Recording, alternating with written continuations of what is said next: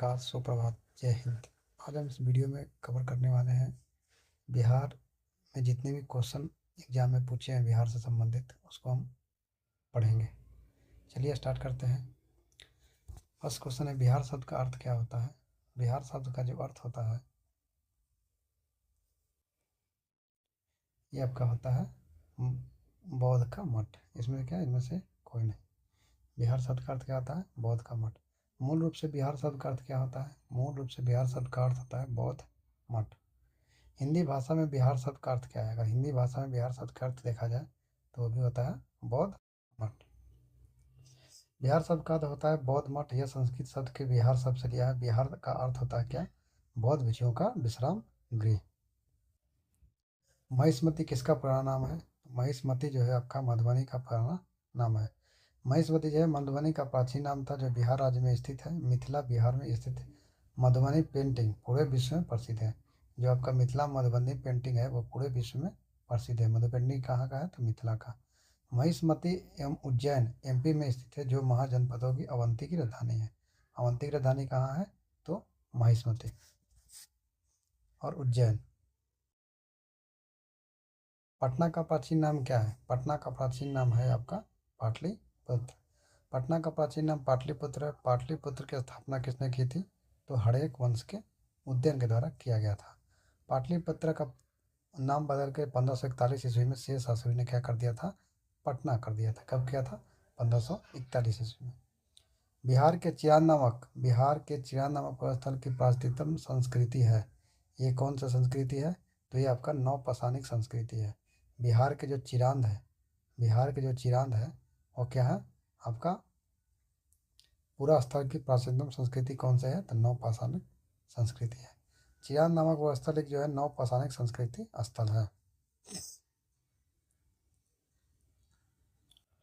भारत के देश में बिहार राज्य के सारण जिले में कौन सा जिले में चिरांद है? तो सारण जिले में एक प्रसिद्ध जो है पुरातात्विक स्थल है। चिरांद में उत्खनन से आपका स्तरीकृत नवपाषाण, ताम्रपाषाण और लौह युग बस्तियों का पता चलता है।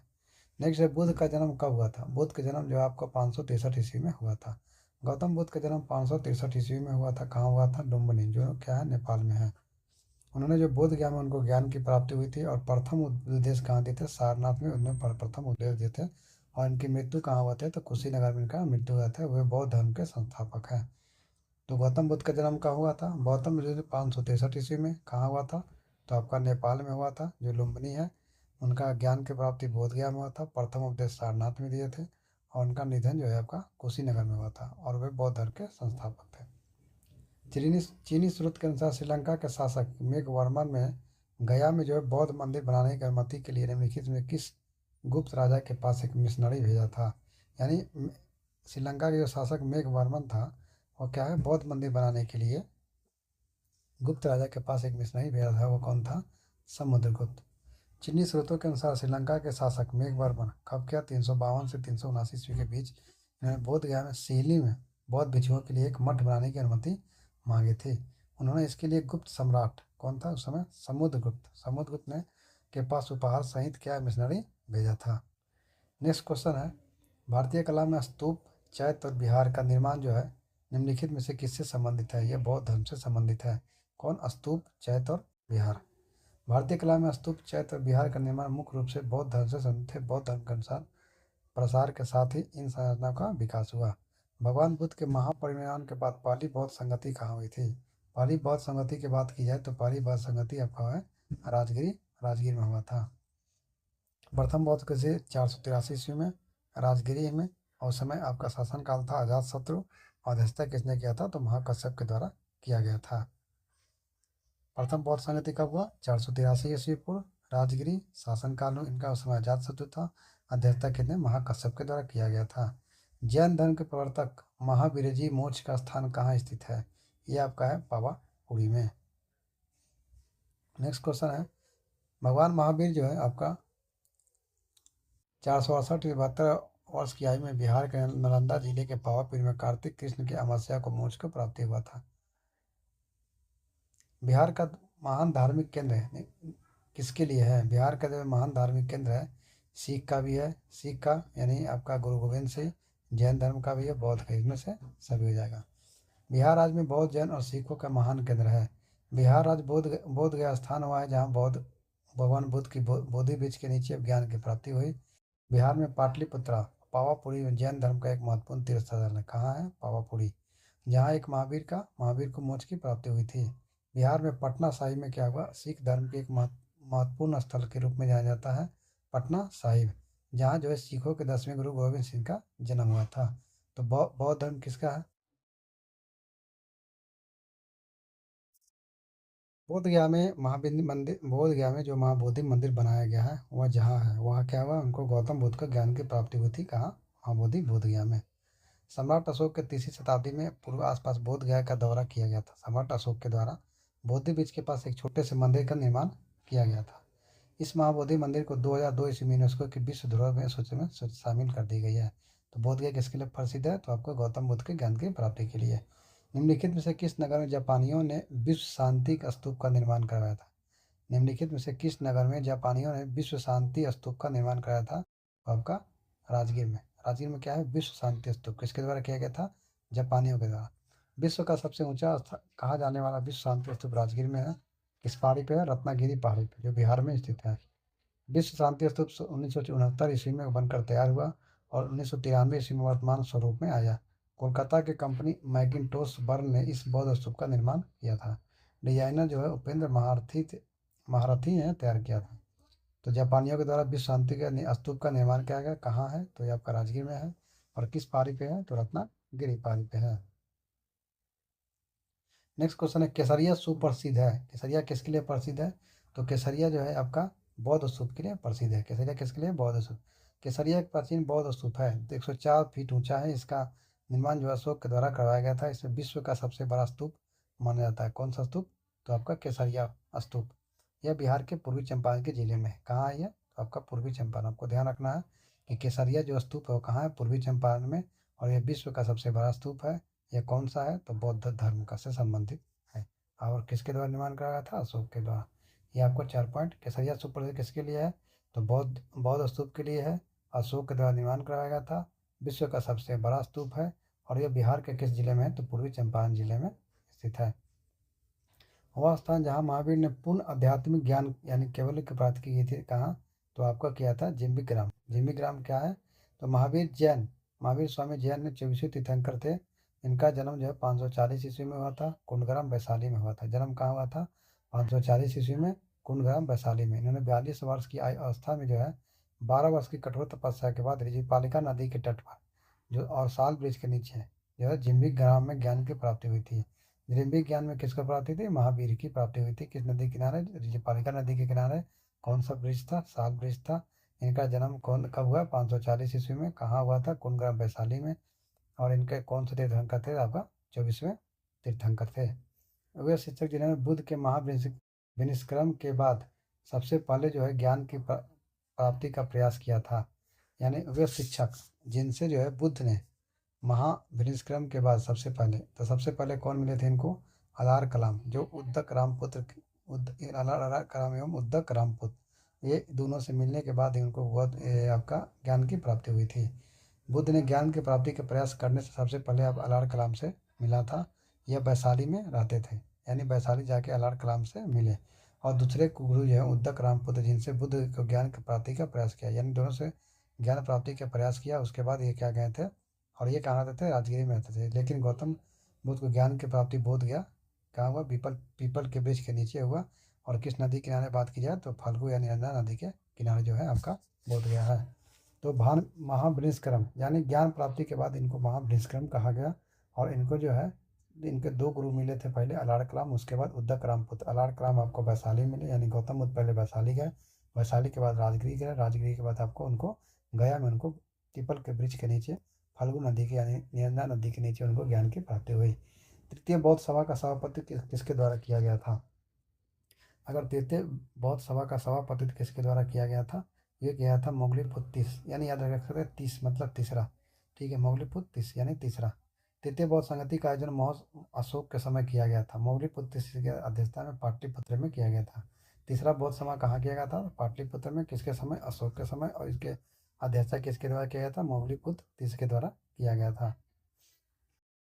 और प्रथम बौद्ध संगति की बात की जाए तो आपका 483 ईस्वी में राजगृह में किया गया था अजातशत्रु के समय। द्वितीय बौद्ध संगति की बात की जाए तो कालाशोक वैशाली में किया गया था। और तीसरा आपको संगीत आपका किस कहाँ किया गया था, पाटलिपुत्र में अशोक के समय किया गया था। तो प्रथम कहाँ गया था, अजातशत्रु, और दूसरा अक याद कर सकते हैं, अक यानी अजातशत्रु, क से कालाशोक, फिर से अ से अशोक, और फिर क से कनिष्क, अक। ठीक है, आप इस तरह से आपको याद कर सकते हैं। कनिष्क क्या है, जम्मू कश्मीर से संबंधित है। अशोक आपका पाटलिपुत्र संबंधित है। अजातशत्रु आपको राजगीर से संबंधित है। और कालाशोक वैशाली से संबंधित है। 483, 100 घटाइए 383, उसके बाद 251, आपको इस तरह से याद कर सकते हैं। मगध साम्राज्य, प्राचीन महासाम्राज्य मगध की प्रथम राजधानी कौन थी। और प्राचीन महाजनपद, सबसे प्राचीन महाजनपद कौन है, मगध। उसकी राजधानी कहाँ थी, तो उसकी राजधानी थी आपका राजगृह। इसमें से कोई नहीं, राजगृह थी इनका। मगध की प्राचीन राजधानी राजगृह थी। राजगृह के समय मगध के शासक कौन थे, उस समय का बिंबिसार राजधानी बनाया था। ये 5 पहाड़ियों से घिरा हुआ है। बाद में मगध की राजधानी जो है पाटलिपुत्रा बनाया गया। उसके बाद जो आज में क्या है, पटना है। जो सम्राट अशोक और मौर्य वंश के अन्य शासकों के एक प्रमुख राजनीतिक और सांस्कृतिक केंद्र बन गया था। तो आपका प्राचीन महाजनपद मगध थी। सबकी राजधानी प्रथम राजधानी राजगृह थी। किसके ने बनाया, तो बिंबिसार के द्वारा बनाया गया था। नेक्स्ट क्वेश्चन है, पाटलिपुत्रा में स्थित है चंद्रगुप्त का महल मुख्यतः बना हुआ था। जो आपका पाटलिपुत्र में स्थित चंद्रगुप्त का महल जो है वो किससे बना था, तो वो लकड़ी से बना हुआ था। चंद्रगुप्त का महल जो है मुख्यतः लकड़ी से, बांस से बना हुआ था, लेकिन इसमें पत्थर और लोहे का भी उपयोग किया गया था। नेक्स्ट, पाटलिपुत्रा में किस शासक ने सर्वप्रथम अपनी राजधानी बनाया। पाटलिपुत्रा को सर्वप्रथम किसने बनाया था, तो आपके उदयन के द्वारा पाटलिपुत्रा को क्या किया, राजधानी बनाया गया था। उदयन ने पाटलिपुत्र की स्थापना की। सर्वप्रथम उदयन ने ही जो क्या किया, अपनी राजधानी को राजगृह से पाटलिपुत्र स्थानांतरित किया गया। बाद में चंद्रगुप्त मौर्य ने यहाँ साम्राज्य स्थापित कैसे अपनी राजधानी बनाया था। तो सबसे पहले किसने बनाया, तो सबसे पहले उदयन के द्वारा पाटलिपुत्र को राजधानी बनाया गया था। प्रथम मगध साम्राज्य का उत्कर्ष किस शताब्दी में हुआ था। प्रथम मगध साम्राज्य का उत्कर्ष जो है आपका 6ठी शताब्दी में हुआ था। प्रथम आपका मगध साम्राज्य का उत्कर्ष किस में हुआ था, 6ठी शताब्दी में हुआ था। यह जो है प्राचीन भारत के सबसे शक्तिशाली राज साम्राज्यों में से एक था। मौर्य वंश का अंतिम शासक कौन था। मौर्य वंश का अंतिम शासक की बात की जाए तो कौन था, आपका बृहद्रथ। बृहद्रथ क्या था, मौर्य वंश का सबसे अंतिम शासक था। कौन था, बृहद्रथ। मौर्य वंश का अंतिम शासक कौन है, बृहद्रथ। बृहद्रथ ने मौर्य साम्राज्य के संस्थापक चंद्रगुप्त मौर्य के लास्ट वंशज थे। नेक्स्ट, और इनका जो हत्या, इनका हत्या जो है सेनापति पुष्यमित्र शुंग के द्वारा कर दिया गया। और उसके बाद शुंग वंश की स्थापना हुई। मौर्य वंश के बाद कौन आया था, शुंग वंश आया था। अजातशत्रु के वंश का नाम है, अजातशत्रु का वंश का नाम है हर्यक वंश। हर्यक वंश अजातशत्रु का मगध का शासक था। यह हर्यक वंश से संबंधित है। अपने अजातशत्रु ने अपने पिता बिंबिसार को मारकर हत्या करके शासन में बैठा था, इसलिए इनको पितृहत्या वंश भी कहा जाता है। अजातशत्रु ने अपनी पुत्री वजीरा का विवाह कौशल नरेश राजा प्रसेनजीत ने अजातशत्रु की पुत्री वजीरा का विवाह कर दिया और काशी देकर शांति स्थापित की। अजातशत्रु ने वैशाली की लिच्छवी के खिलाफ युद्ध की घोषणा की और वैशाली गणतंत्र विजय पाया था। विजय वैशाली वैशाली किसने जीता था, अजातशत्रु के द्वारा जीता गया था। यह युद्ध 16 वर्ष तक जारी रहा। अजातशत्रु ने ही मगध समाज में वज्जी गण संघों को हराकर आत्मसात किया। यानी वज्जी को यही मिलाया और वैशाली को भी क्या किया, इसने मिलाया था। नेक्स्ट क्वेश्चन है, अशोक के रणनीति के आर्थिक परिणामों के कारण मौर्य साम्राज्य का पतन अधिकांशतः उचित था। इस तथ्य में किसने विश्वास किया है, तो इसलिए विश्वास किया गया था किसके द्वारा, डी.एन. झा, जिसमें से कोई नहीं है। तो आपका डी.एन. झा मौर्य साम्राज्य के पतन के लिए अशोक की नीतियों के आर्थिक परिणामों का एक प्रमुख कारण माना जाता है। नेक्स्ट क्वेश्चन है, बिहार में वैशाली की नगर बधू आम्रपाली किसके शासन काल में थी।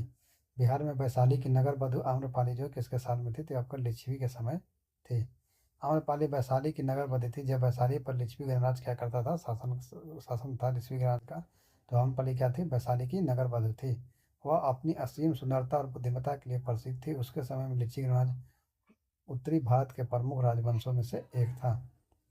नेक्स्ट टॉपिक है नालंदा विश्वविद्यालय एवं विक्रम विश्वविद्यालय। स्वर्ण भूमि का वह राजा कौन था जिसने नालंदा में एक बौद्ध विहार की स्थापना की और उसके रख रखाव के अपने दूत देवपाल को 5 गांव दान देने में प्रार्थना की थी। स्वर्ण भूमि का वह राजा कौन था जिसने नालंदा में एक बौद्ध विहार की स्थापना की और उसके रख रखाव हेतु अपने दूत द्वारा देवपाल से 5 गांव दान में देने के लिए प्रार्थना की थी। यह कौन था, बालपुत्र देव। बालपुत्र देव जो है शैलेंद्र वंश का शासक था। निम्नलिखित में से कौन भारत के बिहार राज्य में मौजूद है एकमात्र यूनेस्को विश्व धरोहर में आपका स्थल है? तो कौन सा है? महाबोधि मंदिर, जो आपका कहाँ है? बोधगया में है। प्रश्न काल तक जो है बिहार राज्य में मौजूद एकमात्र, मतलब इस समय जैसे क्वेश्चन पूछा जा रहा है 2002 में, इस समय तक अभी क्या है यूनेस्को में इसकी जनसंख्या बढ़ गई है। और 15 नेक्स्ट है भारत फाउंडेशन के ने नालंदा विश्वविद्यालय के सहयोग से 27 से 28 जुलाई 2019 को 5वां विश्व धर्म सम्मेलन निम्नलिखित किस शहर में हुआ था? तो आपका हुआ था किस शहर में? राजगीर में हुआ था। भारत फाउंडेशन ने जो है नालंदा विश्वविद्यालय के सहयोग से 27 और 28 जुलाई 2019 को आपका 5वां विश्व धर्म सम्मेलन का हुआ था, राजगीर में हुआ था। नेक्स्ट है बिहार में विक्रमशिला विश्वविद्यालय के संबंध में निम्नलिखित से कथनों पर विचार कीजिए। यह बिहार के वर्तमान बांका जिले में स्थित है। क्या है? विक्रमशिला विश्वविद्यालय के बारे में आपको बताना है। यह क्या वर्तमान में कहाँ है? तो आपका बांका जिला में स्थित है। यह बांका जिला में नहीं है, कहाँ है? यह आपका भागलपुर में है। तो ये क्या होगा? गलत हो जाएगा। इसकी स्थापना जो है आपका पाल वंश के द्वारा किया गया था। इसकी स्थापना जो है किसके द्वारा किया गया था? पाल वंश के राजा गोपाल नहीं, इसके धर्मपाल के द्वारा किया गया था। इसके द्वारा ये भी गलत है। बौद्ध धर्म का ब्रजयान संप्रदाय यहाँ फला फूला। क्या है? ये सही है। उसके बाद यहाँ खगोल विज्ञान और तर्क कानून व्याकरण और दर्शन जैसे अन्य विषय भी पढ़ाए जाते हैं, ये भी सही है। तो वर्तमान में बांका व विक्रमशिला देख लेते हैं इसमें। विक्रमशिला विश्वविद्यालय बिहार के कहाँ है? भागलपुर जिले में स्थित है।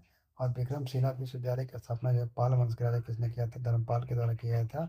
और विक्रम विश्वविद्यालय में व्याकरण, तर्कशास्त्र, मीमांसा, कानून, दर्शन आदि विषयों की पढ़ाई होती थी। बौद्ध धर्म का व्रजयान संप्रदाय यहाँ फला फूला था, आपको ध्यान रखना है। उसके बाद विक्रमशिला विश्वविद्यालय बौद्ध धर्म के व्रजयान संप्रदाय का महत्वपूर्ण केंद्र था। कौन सा? विक्रमशिला विश्वविद्यालय। विक्रमशिला विश्वविद्यालय आपका कौन सा डिस्ट्रिक्ट में पड़ता है? भागलपुर में। इसका संस्थापक कौन था? तो पाल वंश के संस्थापक धर्मपाल ने। और इसमें क्या पढ़ाई होती है? तो व्याकरण, तर्कशास्त्र, मीमांसा, कानून एवं दर्शन आदि पढ़ाई की जाती है। और आपका बौद्ध धर्म का जो है ब्रजयान संप्रदाय जो है यही इनका फला फूला था, यानी इनका प्रमुख केंद्र था। विक्रमशिला और नालंदा विश्वविद्यालय किस राज्य में स्थित है? तो ये आपका बिहार में है दोनों। नेक्स्ट क्वेश्चन है विक्रमशिला दोनों क्या है? ये आपका बिहार राज्य में स्थित है।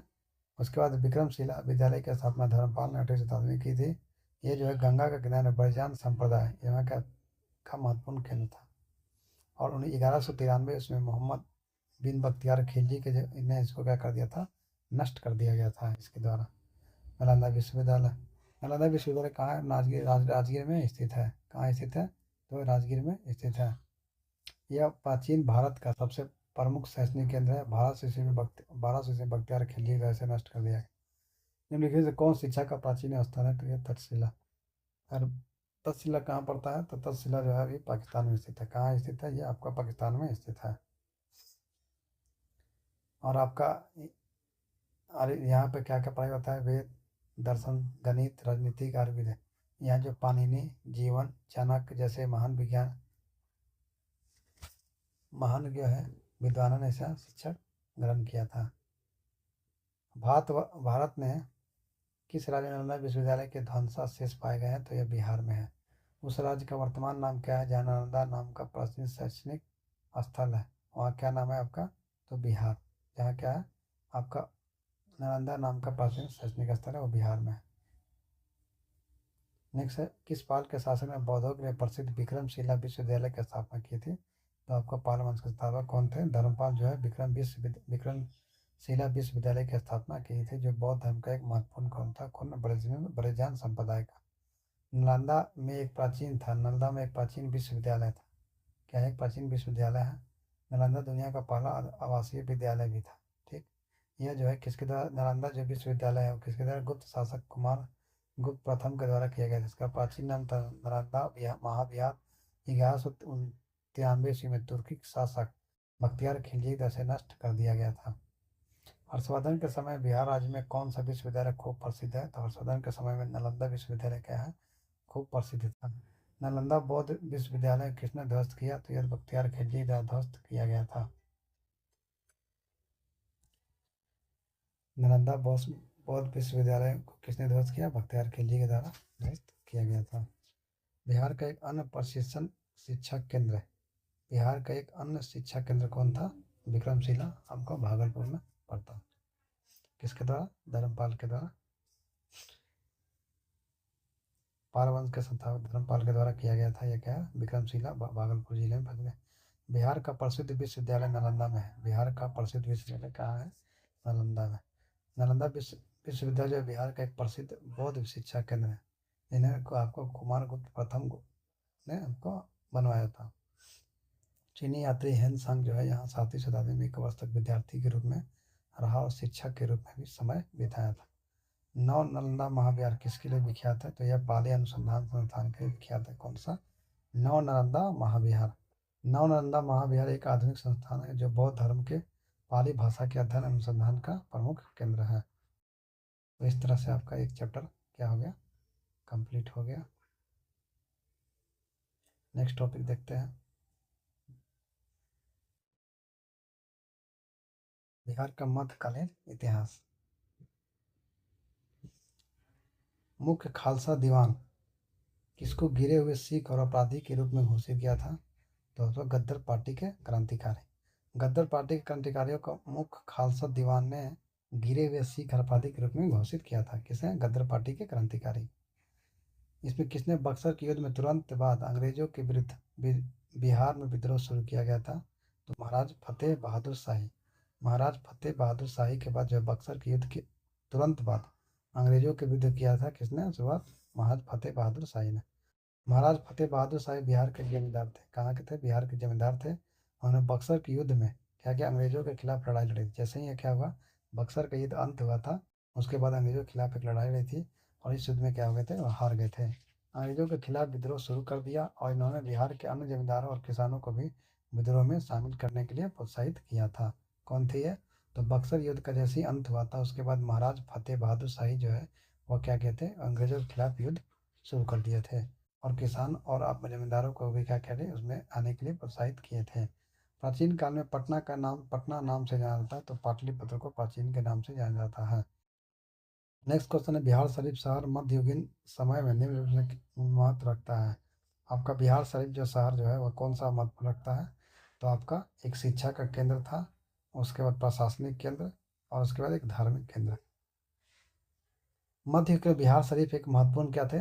आपका प्रशासनिक केंद्र था, शिक्षा का केंद्र था और धार्मिक केंद्र था। यहाँ एक विद्वान जो है संस्कृत के अध्ययन के लिए लगा आते थे। कहाँ? आपका बिहार शरीफ। इसके धार्मिक महत्व के कारण जो है विभिन्न धर्मों के लोग यहाँ आए हुए करते थे, इसलिए ये तीनों से संबंधित है। बिहार में तुर्क सत्ता का वास्तविक संस्थापक कौन था? बिहार में आपका तुर्क वास्तविक संस्थापक कौन था? तो इब्न बख्तियार खिलजी जो है तुर्क सत्ता का वास्तविक संस्थापक। अगर बिहार में बात की जाए तो इब्न बख्तियार खिलजी। बख्तियार खिलजी एक तुर्क सेनापति था। इन्होंने 22वीं शताब्दी के अंत में और 23वीं शताब्दी की शुरुआत में बिहार और बंगाल पर आगमन किया। इन्होंने नालंदा विक्रम विश्वविद्यालय जैसे महत्वपूर्ण बौद्ध हुकूमतों को नष्ट किया था। कौन? बख्तियार खिलजी। बिहार में तुर्क शासन की नींव डाली थी किसके द्वारा? बख्तियार खिलजी के द्वारा। बिहार पे आपका बख्तियार खिलजी ने हमले का पहला विवरण कहाँ मिलता है? तो आपको मिलता है तबकात नासरी से। जो बिहार पे जो बख्तियार खिलजी ने आक्रमण किया और जो हमारे विक्रम शिला विश्वविद्यालय नालंदा विश्वविद्यालय को क्या किया था? क्षति पहुंचाया था, उसका जो वर्णन है तबकात नासरी में मिलता है। बिहार का बख्तियार खिलजी के हमले का पहला विवरण जो है आपका मिनहाज उस सिराज की रचना है। किसके द्वारा? मिनहाज उस सिराज की रचना है आपका तबकात नासरी से प्राप्त होता है। उसने जो है आपका विक्रम विक्रमशिला और नालंदा सहित अन्य बौद्ध प्रशिक्षणों को नष्ट किया था। इस आक्रमण में जो है हजारों बौद्ध भिक्षु भी मारे गए थे और उनके बहुमूल्य पांडुलिपियां भी जला दी गई थी। तो बख्तियार खिलजी हमले का पहला विवरण कहाँ मिलता है? तबकात नासरी में। किसके द्वारा लिखा गया? तो आपका मिनहाज उस सिराज की रचना है। इल्तुतमिश बिहार में अपना प्रथम सूबेदार किसे नियुक्त किया था? अगर इल्तुतमिश की बात की जाए तो बिहार में अपना प्रथम सूबेदार जो है मलिक जानी को नियुक्त किया था। कौन किया था? मलिक जानी को। इल्तुतमिश की बात की जाए 1225 ईस्वी में बिहार शरीफ पर बार पर अधिकार किया था। राजमहल की पहाड़ियों में तेलिया गढ़ी के समीप सियामुद्दीन एवाज को पराजित किया और बिहार पर एवाज को अपना अधिकार छोड़ना पड़ा। कौन था? एवाज। इल्तुतमिश मलिक अलाउद्दीन जानी को बिहार का क्या किया था? बिहार में दिल्ली के सूबेदार के रूप में नियुक्त किया था। नेक्स्ट क्वेश्चन है, बिहार प्रदेश में किस मुस्लिम शासक ने सर्वप्रथम जीता था? बिहार प्रदेश को आपको किस मुस्लिम शासक ने सर्वप्रथम जीता था? वो खिलजी के द्वारा जीता गया था। इसके द्वारा बख्तियार खिलजी के द्वारा। 1529 में किसने दक्षिण बिहार पर आक्रमण किया लेकिन शेर खां के द्वारा परास्त कर दिया गया? ये किया गया था आपका नुसरत खां के द्वारा। नुसरत शाह के द्वारा जो है दक्षिण बिहार पर आक्रमण किया गया था, लेकिन शेर खां के द्वारा आपको इसको परास्त कर दिया गया था। 1529 ईस्वी में शेर शाह सूरी दुश्मन साधा था। नुसरत शाह ने दक्षिण बिहार पर क्या किया था? आक्रमण किया था। नुसरत शाह हुसैन शाही वंश का दूसरा सुल्तान था। कौन था? हुसैन शाही वंश का दूसरा सुल्तान था। इसके शासनकाल में बंगाल में स्वर्ण युग माना जाता है। इसके शासनकाल में बंगाल को स्वर्ण युग माना जाता है। इसके बाद शेर शाह ने बिहार और अन्य क्षेत्रों को अपनी सत्ता स्थापित किया था। तो शेर शाह सूरी ने किसको हराया था? नुसरत का, जो दक्षिण बिहार पर कब्जा करने के लिए, आक्रमण करने के लिए आया था। मध्यकाल में बिहार शरीफ का महत्वपूर्ण केंद्र, अभी बिहार शरीफ की बात कर लिया, कौन सा शिक्षा का केंद्र था, प्रशासनिक केंद्र था और धार्मिक केंद्र था, ये तीनों थे। बिहार के प्रसिद्ध सूफी संत एवं सिख, न्यू टॉपिक है। तो बिहार के सुप्रसिद्ध पंथ सफरुद्दीन मनेरी का संबंध सूफियों से, कौन सा सूफी से है? तो आपका फिरदौसी से, फिरदौसी से है। तो बिहार के सुप्रसिद्ध संत जो है सफरुद्दीन मनेरी का संबंध सूफी के किस संप्रदाय से है? तो आपका सफरुद्दीन मनेरी जो है वो आपका फिरदौसी से है। सफरुद्दीन मनेरी 13वीं शताब्दी में एक प्रमुख सूफी संत थे और वह फिरदौसी संप्रदाय के थे। किस संप्रदाय के? फिरदौसी संप्रदाय के थे। के संप्रदाय नजमुद्दीन कुबरा के शिष्य थे। नजमुद्दीन कुबरा के शिष्य थे कौन? आपका सफरुद्दीन मनेरी। यहाँ बिहार में सूफीवाद के फिरदौसी संप्रदाय को क्या किया था? लोकप्रिय बनाया था। अपनी सादगी, त्याग और ईश्वर के प्रति प्रेम के लिए ये जाने जाते हैं। तो कौन सा संप्रदाय के थे? तो फिरदौसी संप्रदाय के। पटना में किस सिख गुरु का जन्म हुआ था? किस जन का हुआ था? आपका गुरु गोविंद सिंह का जन्म हुआ था। सिखों के 10वें गुरु थे कौन? गुरु गोविंद सिंह। सिखों के 10वें गुरु गोविंद सिंह ने 1686 ईस्वी में पटना में क्या किया? पटना साहिब में उनका जन्म हुआ था और 1699 ईस्वी में खालसा पंथ की स्थापना की। श्री गोविंद सिंह द्वारा 5 ककार की शुरुआत की गई थी। ककार मतलब क्या है? और महिलाओं के लिए कौर की उपाधि, महिलाओं के लिए कौर की उपाधि और पुरुषों के लिए आपको सिख उपाधि धारण करना जरूरी था। तो आपका सिखों के 10वें गुरु कौन थे? गुरु गोविंद सिंह। इनका जन्म 1666 ईस्वी में 166 पटना में, पटना साहिब में हुआ था और 1699 ईस्वी में जो खालसा पंथ की स्थापना की और गुरु गोविंद सिंह ने 5 ककार की शुरुआत की। उसके बाद महिलाओं के लिए कौर और पुरुषों के लिए सिख उपाधि धारण करने के लिए अनिवार्य कर दिया। बिहार में मुगलों का आगमन की बात करते हैं तो जलालगढ़ किला बिहार के किस जिले में स्थित है? जो जलालगढ़ किला है वह बिहार के पूर्णिया में स्थित है। बिहार के पूर्णिया जिले में स्थित जलालगढ़ किला जो है मुगल काल के दौरान एक सैनिक छावनी के रूप में बनाया गया था। यह किला मुख्य रूप से सुरक्षा और सैन्य उद्देश्यों के लिए उपयोग होता था। इसका स्थापत्य मुगल और पाषाण शैली का अनूठा मिश्रण है। तो आपको जलालगढ़ किला बिहार के किस जिले में स्थित है? तो जलालगढ़ किला जो है आपका बिहार के पूर्णिया जिले में स्थित है। कश्मीर घाटी के अंतिम मुस्लिम शासक यूसुफ शाह चक, जिन्हें मुगल सम्राट अकबर द्वारा बिहार में निवासित किया गया था, वह दफन है। वह कहाँ दफन था? तो आपका नालंदा में। कश्मीर घाटी के अंतिम मुस्लिम शासक यूसुफ शाह चक, यूसुफ शाह जो है कश्मीर घाटी के अंतिम मुस्लिम शासक थे यूसुफ शाह, जिन्हें मुगल सम्राट अकबर द्वारा बिहार में निवासित किया गया था और ये दफन कहाँ है? नालंदा में है। यूसुफ चक का शाह चक यूसुफ शाह चक कश्मीर घाटी का अंतिम स्वतंत्र मुस्लिम शासक था। 1579 से 1586 से तक कश्मीर पर शासन किया। इन्होंने मुगल सम्राट के अकबर के खिलाफ विद्रोह कर दिया था, लेकिन उसे हार का सामना करना पड़ा और अकबर ने इसे बिहार से निवासित कर दिया गया और इनकी मृत्यु 1592 ईस्वी में नालंदा में इसको दफनाया गया था। 1592 में इनकी मृत्यु हो गई और नालंदा में इनको दफनाया गया था। नेक्स्ट क्वेश्चन है बिहार का आधुनिक इतिहास। ये सभी क्वेश्चन क्या है? एग्जाम में पूछे हुए हैं। डच ईस्ट इंडिया कंपनी किस वर्ष जो है पटना में अपना कारखाना स्थापित किया था? डच ईस्ट इंडिया कंपनी जो है पटना में स्थापित किया 1632 ईस्वी में। डच ईस्ट इंडिया कंपनी जो है किस वर्ष अपनी फैक्ट्री जो है पटना में स्थापित किया? कब किया? 1632 ईस्वी में। बिहार में डचों की पहली फैक्ट्री कहाँ कहाँ स्थापित की गई थी? तो पटना में स्थापित की थी। डचों ने अपना पटना कारखाना कब स्थापित किया? 1632 में। फैक्ट्री भी आपका वही 1632 ईस्वी में। और पहली फैक्ट्री कहाँ डाला था? तो पटना में डाला था। नेक्स्ट का है सम्राट शाह आलम द्वितीय ने ईस्ट इंडिया कंपनी को बंगाल, बिहार, उड़ीसा के दीवान प्राप्त की थी। शाह आलम द्वितीय जो है आपको बिहार, उड़ीसा के दीवान प्राप्त कब? तो आपका 12 अगस्त 1765 में यह इलाहाबाद की संधि हुई थी। 12 अगस्त 1765 में बक्सर युद्ध के बाद जो इलाहाबाद की संधि हुई थी, तो 12 अगस्त 1765 में इलाहाबाद की संधि जो है रॉबर्ट क्लाइव और मुगल सम्राट शाह द्वितीय के मध्य हुई थी। और इस संधि के अनुसार जो है ईस्ट इंडिया कंपनी को बंगाल, बिहार और उड़ीसा की दीवानी, यानी दीवानी का मतलब हुआ राज संग्रह अधिकार प्राप्त हुई थी। और मुगल सम्राट शाह आलम द्वितीय इसके बदले उनको 26 लाख रुपए की पेंशन दी गई थी। आपको ये ध्यान रखना है, कितने लाख का? 26 लाख का उनको पेंशन मिला था। और बंगाल, बिहार, उड़ीसा की उनको दीवानी दी गई थी। कब दी गई थी? 12 अगस्त 1765 ईस्वी में। कौन सी संधि हुई थी? इलाहाबाद की संधि के तहत। उस समय आपका रॉबर्ट क्लाइव मुगल बादशाह दोनों के मध्य हुए थे।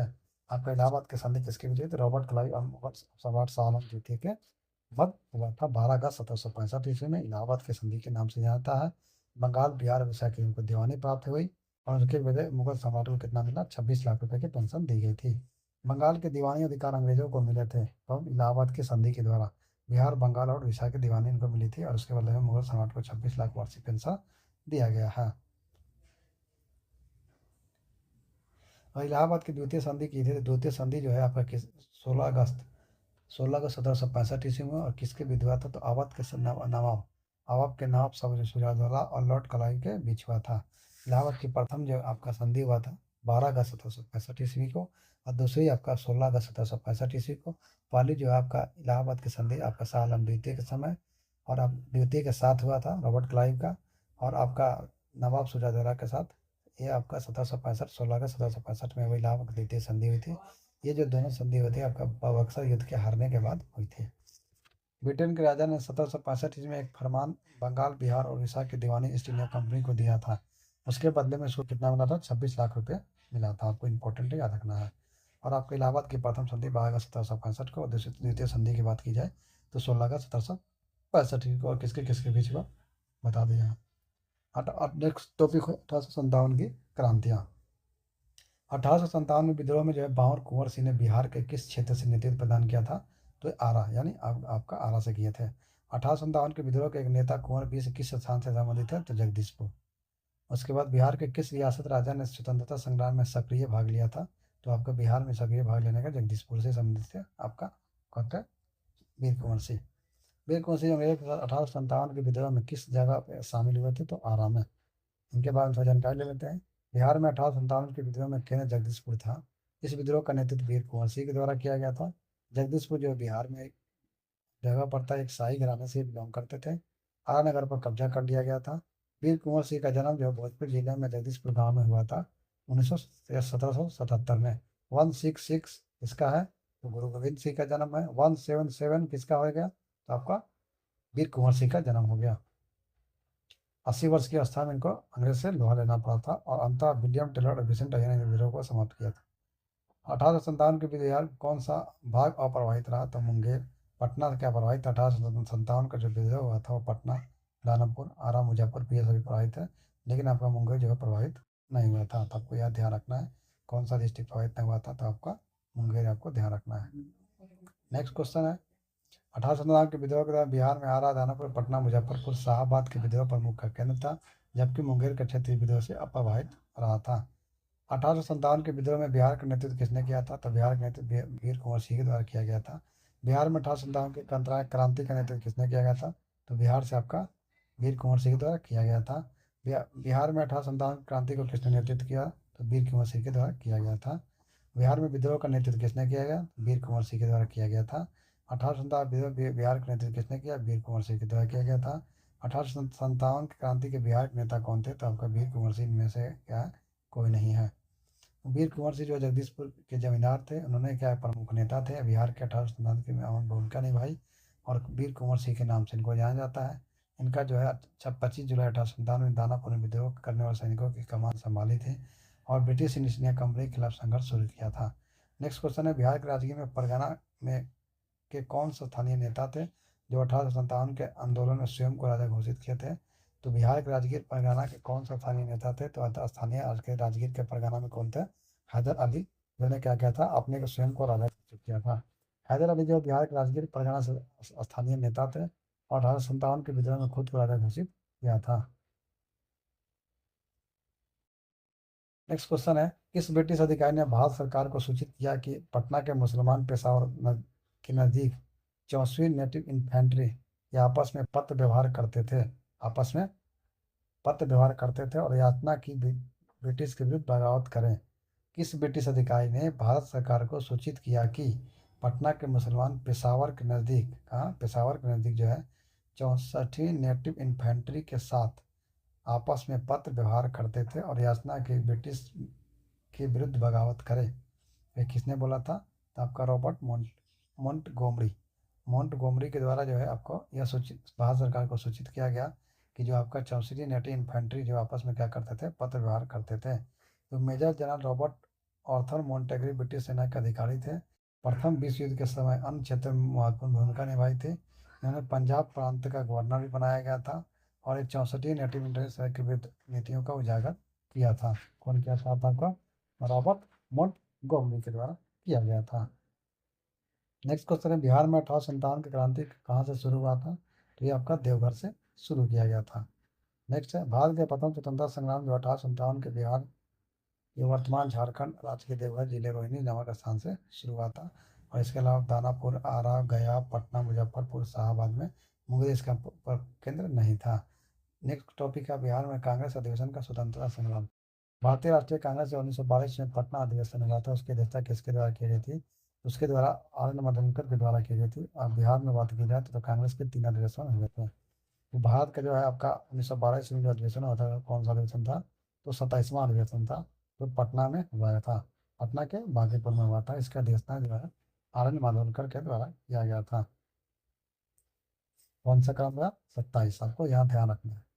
बिहार में पहला कांग्रेस अधिवेशन कहाँ हुआ था? बिहार में पहला कांग्रेस अधिवेशन 1912 ईस्वी में पटना के अधिवेशन में हुआ था और इसकी अध्यक्षता क्या कौन किया गया था? आर मदनकर, यानी बांकीपुर में किया गया था, आर मदनकर। बिहार में कांग्रेस का प्रथम अधिवेशन कहाँ रखा गया था? तो आपका पटना रखा गया था, बांकीपुर, 1912 ईस्वी में 27वां अधिवेशन और इसका अध्यक्षता आर मदनकर के द्वारा किया गया था।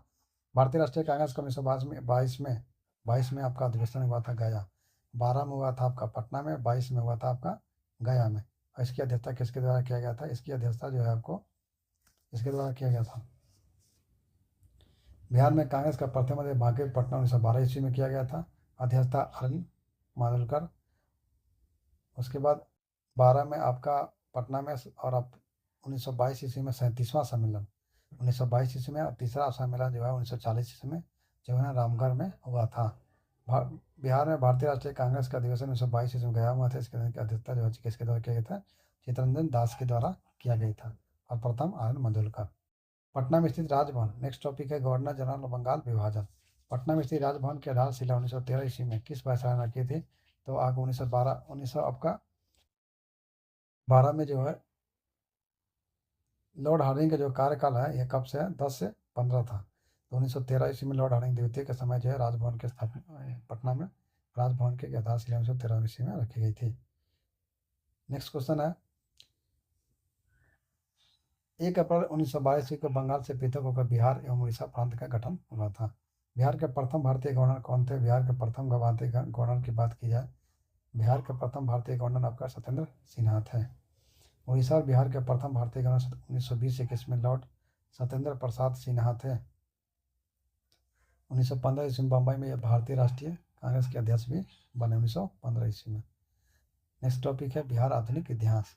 बिहार ब्रिटिश शासन के दौरान नया प्रांत बिहार कब अस्तित्व में आया था? तो मार्च 1912 ईस्वी में।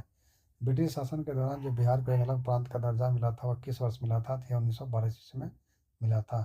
बिहार में पहली बार ब्रिटिश शासित भारत के तहत बंगाल प्रेसिडेंसी से अलग कब हुआ था? तो ये भी अलग हुआ था 1912 ईस्वी में। एक बार फिर से, ब्रिटिश शासन द्वारा नया प्रांत बिहार कब अस्तित्व में? मार्च 1912। और आपका बिहार को एक अलग प्रांत का दर्जा 1912 और आपको बंगाल से भी अलग हुआ था 1912 ईस्वी में। 1911 तक बिहार में किसके अंतर्गत था? तो ये आपका कलकत्ता प्रांत के, आपका बंगाल प्रांत के अंतर्गत था। कौन? 1911 तक बिहार जो है कल बंगाल प्रांत के अंतर्गत था।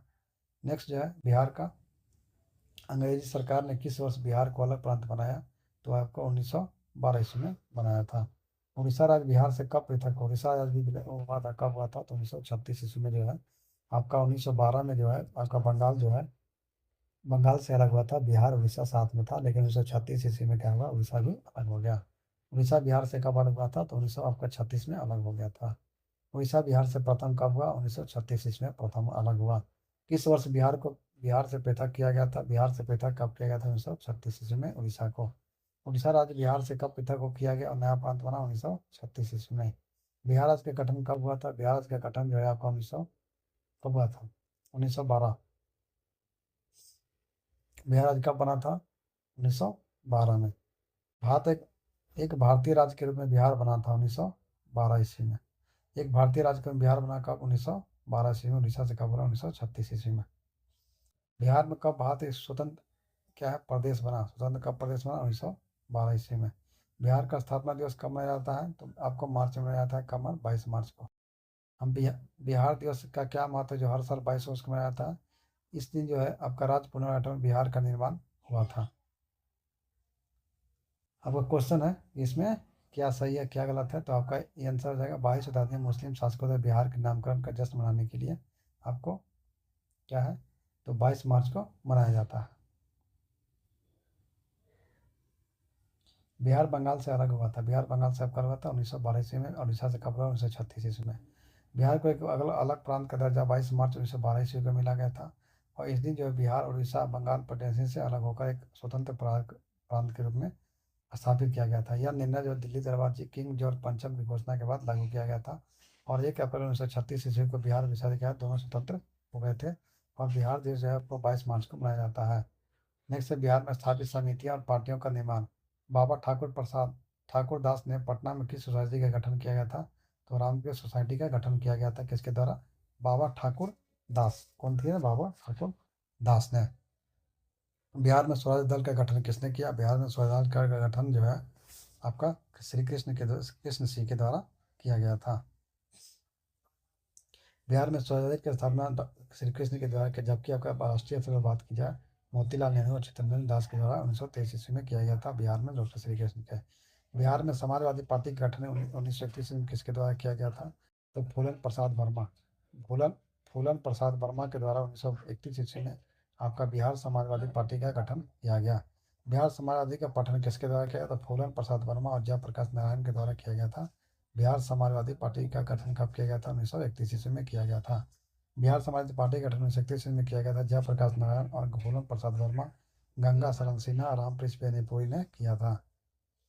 इस पार्टी के नेता कांग्रेस के भीतर मार्क्सवादी लेनिनवादी समाजवादियों को विचारधारा के थे और समाजवादी पार्टी की स्थापना निम्न के दो उद्देश्य को पूरा करने के लिए किया गया था: श्रमिक एवं किसान संगठन की स्थापना और समाजवादी विचारों का प्रसार करना। तो इसकी स्थापना आपका समाजवादी पार्टी की स्थापना फूलन प्रसाद वर्मा और जयप्रकाश नारायण के द्वारा 1931 ईस्वी में किया गया था। बिहार सोशलिस्ट पार्टी की स्थापना कब की गई? बिहार सोशलिस्ट पार्टी की स्थापना 1931 ईस्वी में की गई थी। बिहार सोशलिस्ट पार्टी की स्थापना 1931 ईस्वी में किसकी औपचारिकता 17 मई 1934 ईस्वी को जयप्रकाश नारायण द्वारा की गई थी।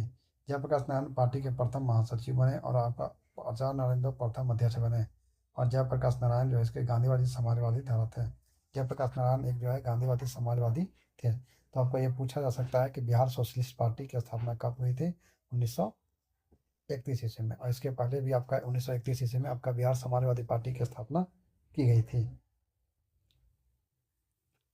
बिहार सोशलिस्ट पार्टी की स्थापना कब की गई थी? 1931 ईस्वी में। लेकिन औपचारिक स्थापना 1934 ईस्वी में की गई थी। इसके महासचिव कौन थे? आपका जयप्रकाश नारायण। इसके अध्यक्ष कौन थे? अगर समाजवादी बिहार सोशलिस्ट पार्टी के अध्यक्ष की बात की जाए तो आचार्य नरेंद्र देव थे। पटना में 1913 ईस्वी में अनुसूचित समिति की एक शाखा 1913 ईस्वी में क्या किया? एक अनुशीलन समिति की शाखा स्थापित की गई। तो किसके द्वारा किया गया था? तो यह सचिंद्र नाथ सान्याल के द्वारा किया गया था। पटना में 1913 ईस्वी में अनुशीलन समिति की एक शाखा को स्थापित किया था। किसके द्वारा किया गया था? तो आपका सचिंद्र सान्याल के द्वारा किया गया था। 1913 में पटना में अनुशीलन समिति की एक शाखा थी। इसकी स्थापना सचिंद्र नाथ सान्याल के द्वारा किया गया था। कौन? अनुशीलन समिति की। सचिंद्र नाथ सान्याल द्वारा 1908 ईस्वी में बनारस में और वर्ष 1913 ईस्वी में एक पटना में अनुशीलन समिति की शाखाओं का स्थापना की गई थी। सचिंद्र नाथ सान्याल के द्वारा 1908 ईस्वी में कहा गया था बनारस में और 1913 में जो है आपका पटना में अनुशीलन समिति की स्थापना की गई थी। किसके द्वारा? सचिंद्र नाथ सान्याल के द्वारा। अनुशीलन समिति की गुप्त क्रांतिकारी षड्यंत्र संस्था थी। अनुशीलन समिति कौन थी? तो आपका गुप्त क्रांतिकारी संस्था थी।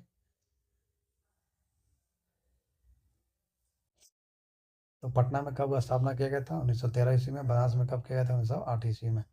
इस शाखा के नेतृत्व बीएन कॉलेज के बंकिम चंद्र मित्रा को दिया गया। बीएन मित्र इसको बोलते हैं, बंकिम चंद्र को दिया गया। और इसका उद्देश्य वंदे मातरम के प्रणेता प्रख्यात बांग्ला उपन्यासकार बंकिम चंद्र चट्टोपाध्याय के बताए गए मार्ग का अनुसरण करना था। तो 1908 ईस्वी में बनारस में, 1913 ईस्वी में पटना में सचिंद्र नाथ सान्याल के द्वारा अनुशीलन समिति का गठन किया गया। यह जो है समिति कौन सा था? उसने गुप्त क्रांतिकारी सशस्त्र संस्था थी। इसका एक इस शाखा का नेतृत्व जो है किसने किया था? तो बीएन कॉलेज के बीएन मित्र के द्वारा किया गया था। बंकिम चंद्र मित्र के द्वारा किया गया था। जयप्रकाश नारायण किस पार्टी से संबंधित है? तो आपको कांग्रेस समाजवादी से संबंधित है। बिहार प्रोविंशियल कांग्रेस कमेटी जिसका मुख्यालय क्या है? पटना में है। इसका गठन किस वर्ष किया गया था? तो बिहार प्रोविंशियल कांग्रेस कमेटी जिसका मुख्यालय पटना में, इसका गठन जो 1908 ईस्वी में किया गया था। और 1908 ईस्वी में अनुशीलन समिति की स्थापना 1908 ईस्वी में बनारस में किया गया था। और 1913 ईस्वी में अनुशीलन समिति का गठन पटना में किया गया था। बिहार में किसान सभा, बिहार में आपका किसान सभा गठन का औपचारिक घोषणा कब की गई? बिहार में जो है आपको 4 मार्च 1929 ईस्वी को बिहार किसान सभा का औपचारिक रूप से घोषणा की गई थी। कब? 4 मार्च 1929 ईस्वी को। किस वर्ष बिहार प्रांतीय किसान सभा का गठन किया गया? तो 1929 ईस्वी को बिहार प्रांतीय किसान सभा का गठन 1929 ईस्वी में किया गया था। बिहार प्रांतीय किसान सभा का गठन कब किया गया था? 1929 ईस्वी में। बिहार प्रोविंशियल किसान सभा का गठन कब किया गया था? तो यह किया गया था 1929 ईस्वी में। आपको बिहार प्रांतीय किसान सभा, बिहार प्रोविंशियल किसान सभा और आपका किसान सभा के गठन की औपचारिक घोषणा आपको 4 मार्च 1929 ईस्वी में सभी 29 में किए गए थे। बिहार प्रांतीय किसान सभा जो स्थापना 1929 ईस्वी में किया गया था, जिसका नेतृत्व किसके द्वारा किया गया था? स्वामी शाहजानंद के द्वारा किया गया था। किसके द्वारा? स्वामी शाहजानंद के द्वारा। तथा 1936 ईस्वी में अखिल भारतीय किसान सभा का गठन किया गया था। कब किया गया था? तो 1929 ईस्वी में आपको बिहार प्रांतीय किसान सभा के गठन स्थापना किया गया था। किसके द्वारा? स्वामी शाहजानंद के द्वारा। और 1936 ईस्वी में ही स्वामी शाहजानंद के द्वारा ही क्या किया गया था? अखिल भारतीय किसान सभा का गठन किया गया, ताकि किसानों की शिकायतों हेतु ब्रिटिश सरकार के समक्ष रखा जा सके। और इसे आकर जुड़े संबंधित अन्य नेता में बात की जाए तो राहुल संस्कृत्यायन, यदुनंदन शर्मा, कार्यानंद शर्मा, रामनंद मिश्रा, किशोरी प्रसाद सिन्हा और पुष्पेंद्र शर्मा। यानी शर्मा कितने हैं? 3। शर्मा 3 और एक है संस्कृत। शर्मा 4 हो गए, 100 से हो गए 4। ये नंदन शर्मा, कार्यानंदन शर्मा, पुष्पोदय शर्मा, संस्कृत्यायन और शर्मा सिन्हा भी है और मिश्रा। ठीक है, तो इस तरह से आपको याद रखना है कौन है अखिल भारतीय किसान सभा के इसमें गठन से अन्य नेता संबंधित है। बिहार में राजस्व स्वराज दल के अध्यक्ष कौन थे? बिहार में स्वराज दल के अध्यक्ष नारायण प्रसाद। स्वराज पार्टी की स्थापना जो है 1 जनवरी 1930 ईस्वी को CR दास और आपका मोतीलाल नेहरू के द्वारा की गई थी। स्वराज पार्टी की स्थापना। इसके बिहार में 2 अध्यक्ष, नारायण प्रसाद इसके बिहार में पहले अध्यक्ष है और अभी बारी इसके सचिव थे। 1930 ईस्वी में बिहार में स्वराज दल की एक शाखा गठन किया, जिसका नेतृत्व श्री कृष्ण सिंह ने किया था। 1923 ईस्वी में बिहार में क्या किया था? स्वराज दल का एक शाखा गठन किया गया, जिसका नेतृत्व श्री कृष्ण के द्वारा किया गया था। तो बिहार में स्वराज दल के अध्यक्ष कौन थे? नारायण प्रसाद। और इनका सचिव की बात की जाए अब्दुल बारी। इसके सचिव कौन थे? अब्दुल बारी। कांग्रेस सोशलिस्ट पार्टी की बैठक जो है पटना में, कांग्रेस सोशलिस्ट पार्टी की पहली बैठक पटना में हुई थी। कब हुई थी? तो कांग्रेस सोशलिस्ट पार्टी 1934 ईस्वी में। कब हुई थी? 1934 ईस्वी में। कांग्रेस सोशलिस्ट पार्टी की पहली बैठक 17 मई 1934 में पटना में। इस बैठक का आयोजन जयप्रकाश नारायण ने किया था। बिहार छात्र परिषद को संगठित किया गया था। बिहार छात्र परिषद को संगठित किसके द्वारा किया गया था? तो डॉक्टर राजेंद्र प्रसाद के द्वारा कब किया गया था? कब किया गया था? तो 1906 ईस्वी में स्थापित किया गया था। क्या? तो बिहार छात्र परिषद डॉक्टर राजेंद्र प्रसाद के द्वारा स्थापित किया गया था। इसका मुख्य उद्देश्य छात्रों को राजनीतिक और सामाजिक गतिविधियों में शामिल करना था। बिहार में किसान सभा चंपारण सत्याग्रह। बिहार में किसान आंदोलन चंपारण सत्याग्रह 1919-20 के दौरान दरभंगा राज्य में किसान आंदोलन का नेता कौन था? दरभंगा राज्य में किसान नेता आंदोलन का नेता कौन था? स्वामी विद्यानंद। अगर दरभंगा की बात की जाए, दरभंगा में कौन सा था किसान आंदोलन का नेता? आपका विद्यानंद थे। बिहार के देशी राज्य दरभंगा 1980 में किसान आंदोलन का नेतृत्व किसने किया था? तो आपके स्वामी विद्यानंद ने किया था। 1919 ईस्वी में दरभंगा किसान आंदोलन के प्रमुख नेता कौन थे? स्वामी विद्यानंद। नेक्स्ट क्वेश्चन वही है, दरभंगा किसान आंदोलन का नेतृत्व किसने किया था?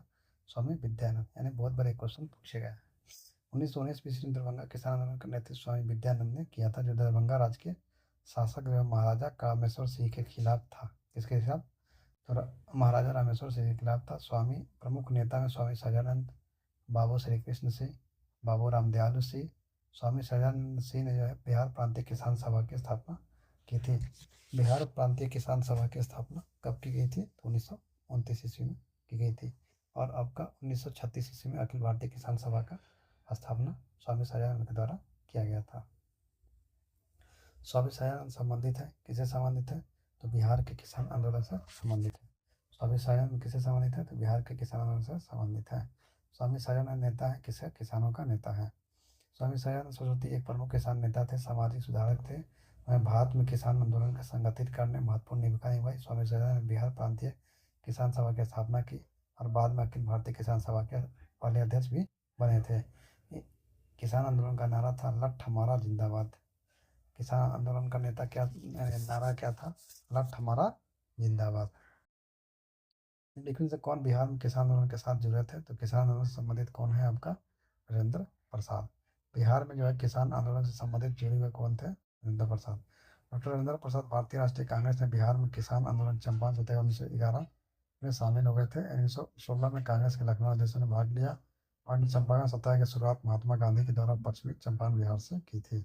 एंड बिहार में अगर किसान आंदोलन के साथ जुड़े हुए व्यक्ति बात किया जाए तो आपको डॉक्टर राजेंद्र प्रसाद भी किया था, किसान आंदोलन से जुड़े हुए थे।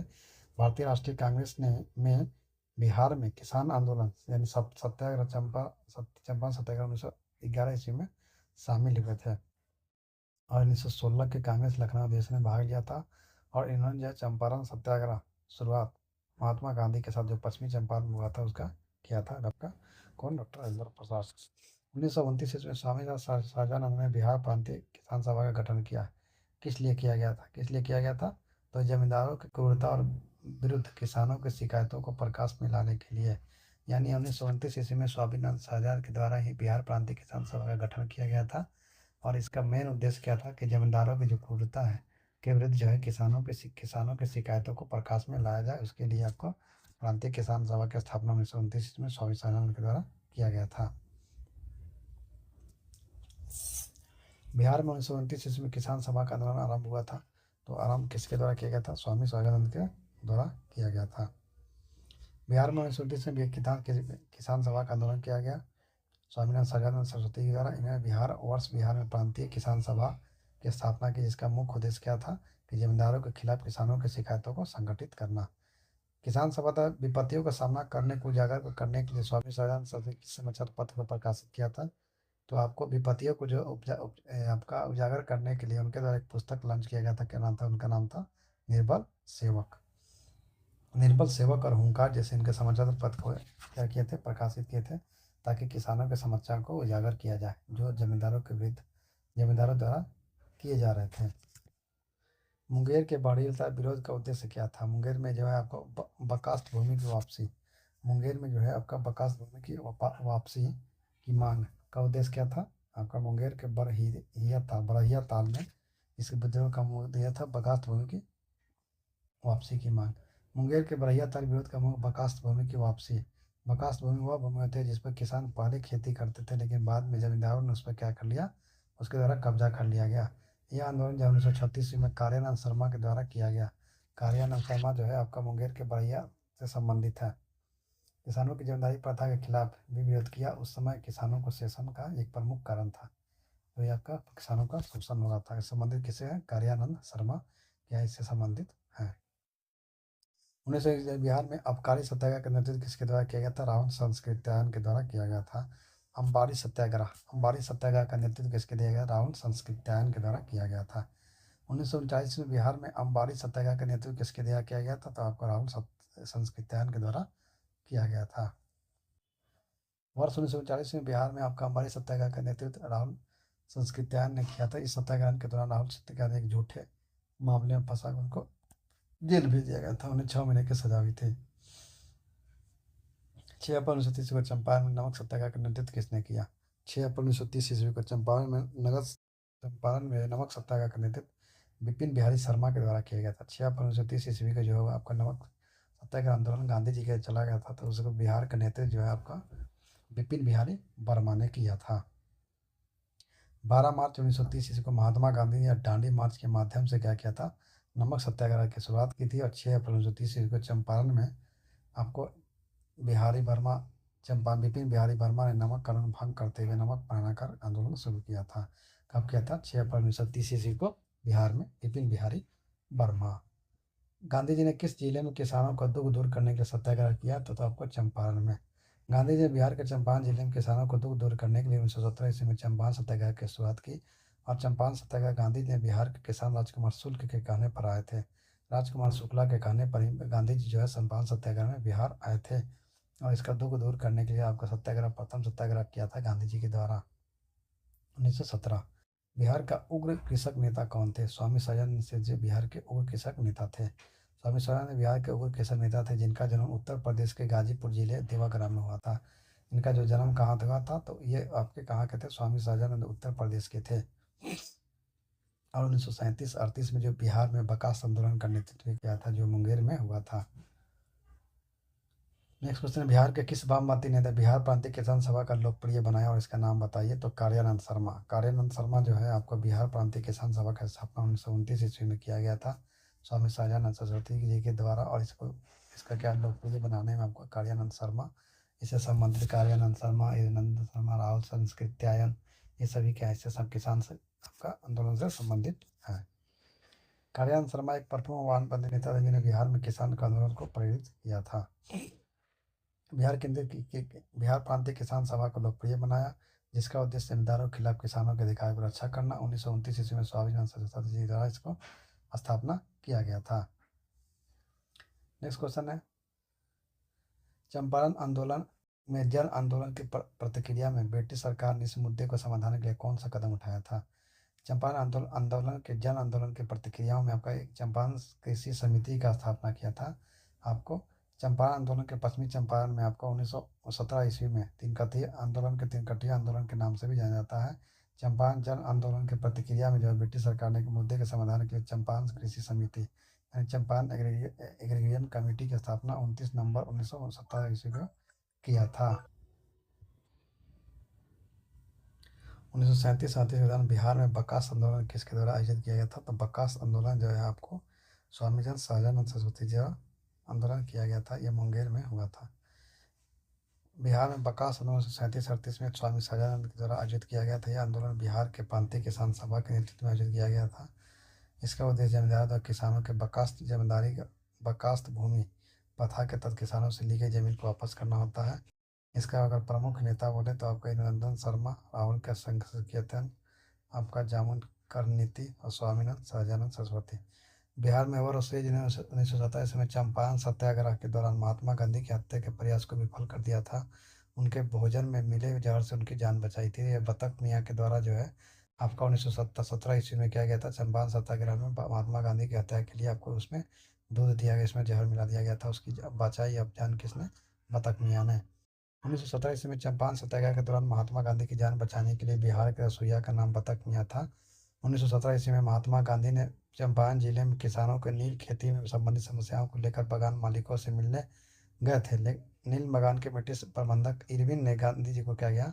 जहर मिला दूध परोसने के लिए अपने रसोइया बतख मियाँ को कहा, लेकिन बतख ने इस आदेश को मानने से इनकार कर दिया और साजिश का पर्दाफाश किया, जिससे गांधी जी की जान बच गई। ये 1917 में घटना हुआ था। 1917 के दौरान सत्याग्रह में कौन संबंधित नहीं है? तो संबंधित कौन से नहीं है? राम मनोहर लोहिया से संबंधित नहीं है। जेपी के अलावा 1917 के संपर्क चंपारण आंदोलन से संबंधित है। राजकर शुक्ल हैं और राजेंद्र प्रसाद भी इससे संबंधित हैं। राम मनोहर लोहिया एक प्रमुख समाजवादी नेता थे और स्वतंत्रता सेनानी थे। 1917 ईस्वी में चंपारण सत्याग्रह के सीधे तौर पर संबंधित नहीं थे। गांधी जी के नेतृत्व में बिहार के चंपारण जिले में 1917 ईस्वी में आपका चंपारण सत्याग्रह किया। इस सत्याग्रह में राजकुमार शुक्ल, राजेंद्र प्रसाद, अनुग्रह नारायण सिंह, आचार्य कृपलानी, राम नवमी प्रसाद और बाद में जवाहरलाल नेहरू भी सहित कई युवा राष्ट्रवादियों ने भाग लिया था। चंपारण में गांधीवादी को आमंत्रण किसने किया गया था? तो चंपारण में आपको गांधी जी का आमंत्रण राजकुमार शुक्ल के द्वारा किया गया था। बिहार के किस नेता ने महात्मा गांधी के साथ किसान आंदोलन का नेतृत्व किया? तो बिहार के किस नेता ने किया था? तो आपको राजकुमार शुक्ल के नेता ने किया था। चंपारण में इंडिगो के किसानों के दशा को गांधी जी को बिहार में आकर्षित किया था। किसने आकर्षित करवाया था? तो राजकुमार शुक्ल के द्वारा आकर्षित करवाया गया था। बिहार में महात्मा गांधी के साथ किसान आंदोलन का नेतृत्व जो है करने वाले प्रमुख नेता राजकुमार शुक्ल थे। 23 अगस्त 1875 में इनका राजकुमार शुक्ल का जन्म हुआ था बिहार के चंपारण जिले में मुरली भरावा गाँव में। और 1917 में गांधी जी के राजकुमार शुक्ला गांधी जी ने राजकुमार शुक्ल के अनुरोध पर चंपारण आए थे। वहाँ के किसानों के साथ मिलकर चंपारण सत्याग्रह का प्रथम प्रयोग किया था। ये चंपारण में किसानों के अपनी कीमत का 3/20 हिस्सा भाग जो है आपको 20 कट्ठा में यानी 3 कट्ठा आपको नील उत्पादन करना पड़ता था। इस आंदोलन में बृज किशोर प्रसाद, शीतल राय, शेख गुलाब, स्वामी सजानंद सरस्वती अन्य नेता भी इसमें महत्वपूर्ण भूमिका निभाई थी।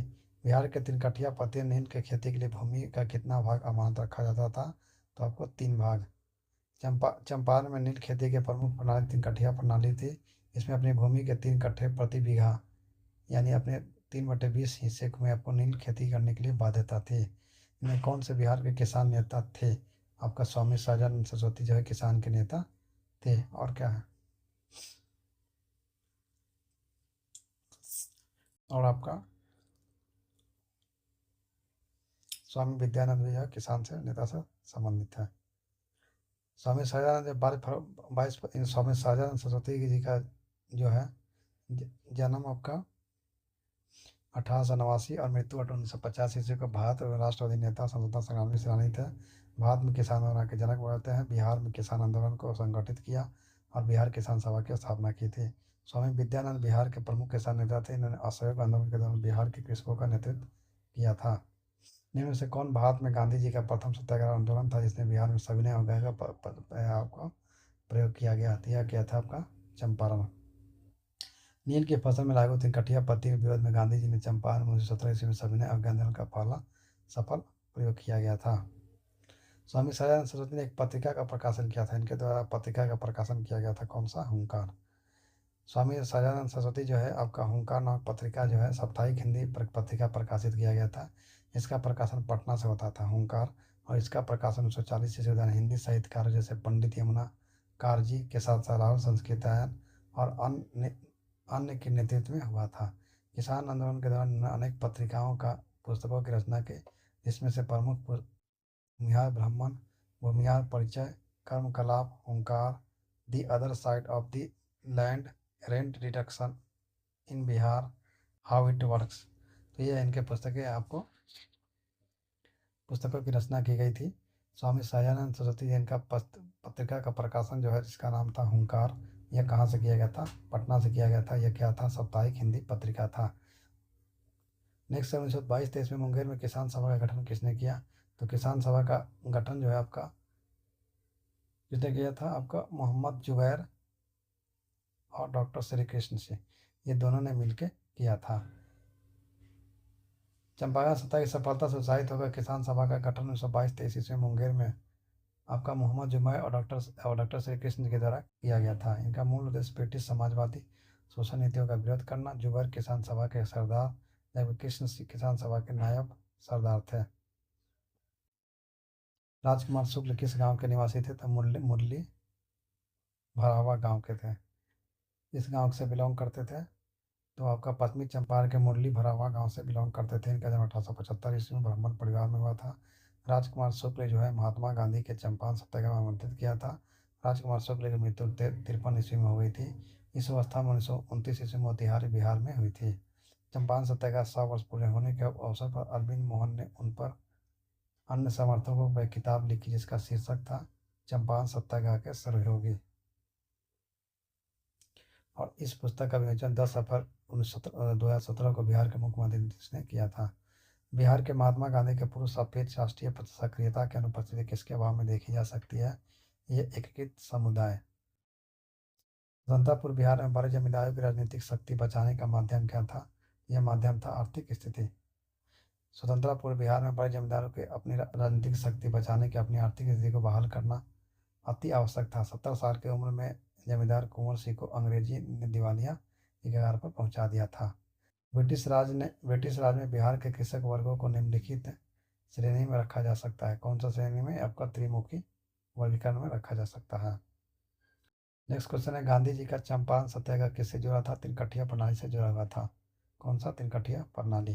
गांधी जी सत्याग्रह 1987 में बिहार के चंपारण जिले में नील की खेती करने वाले किसानों को शोषण और तिनकठिया प्रणाली के खिलाफ था। भारत में उनका पहला सत्याग्रह था। तिनकठिया प्रणाली के तहत किसानों को अपनी भूमि के 3/20 भाग में अब नील की खेती करनी पड़ती थी, मजबूर किया गया था। बिहार में तिनकठिया पद्धति क्या है? तो आपका तिनकठिया पद्धति आपको कृषि पद्धति से संबंधित है। इसे चंपारण सत्याग्रह का एक महत्वपूर्ण पहलू सही मायने में कहा जा सकता है। यह कहा जा सकता है आपको भारत के राष्ट्रीय आंदोलन में किसान आंदोलन का शामिल होना। चंपारण सत्याग्रह सबसे महत्वपूर्ण पहलू था किसने पहली बार किसानों के भारतीय राष्ट्रीय आंदोलन में शामिल किया गया।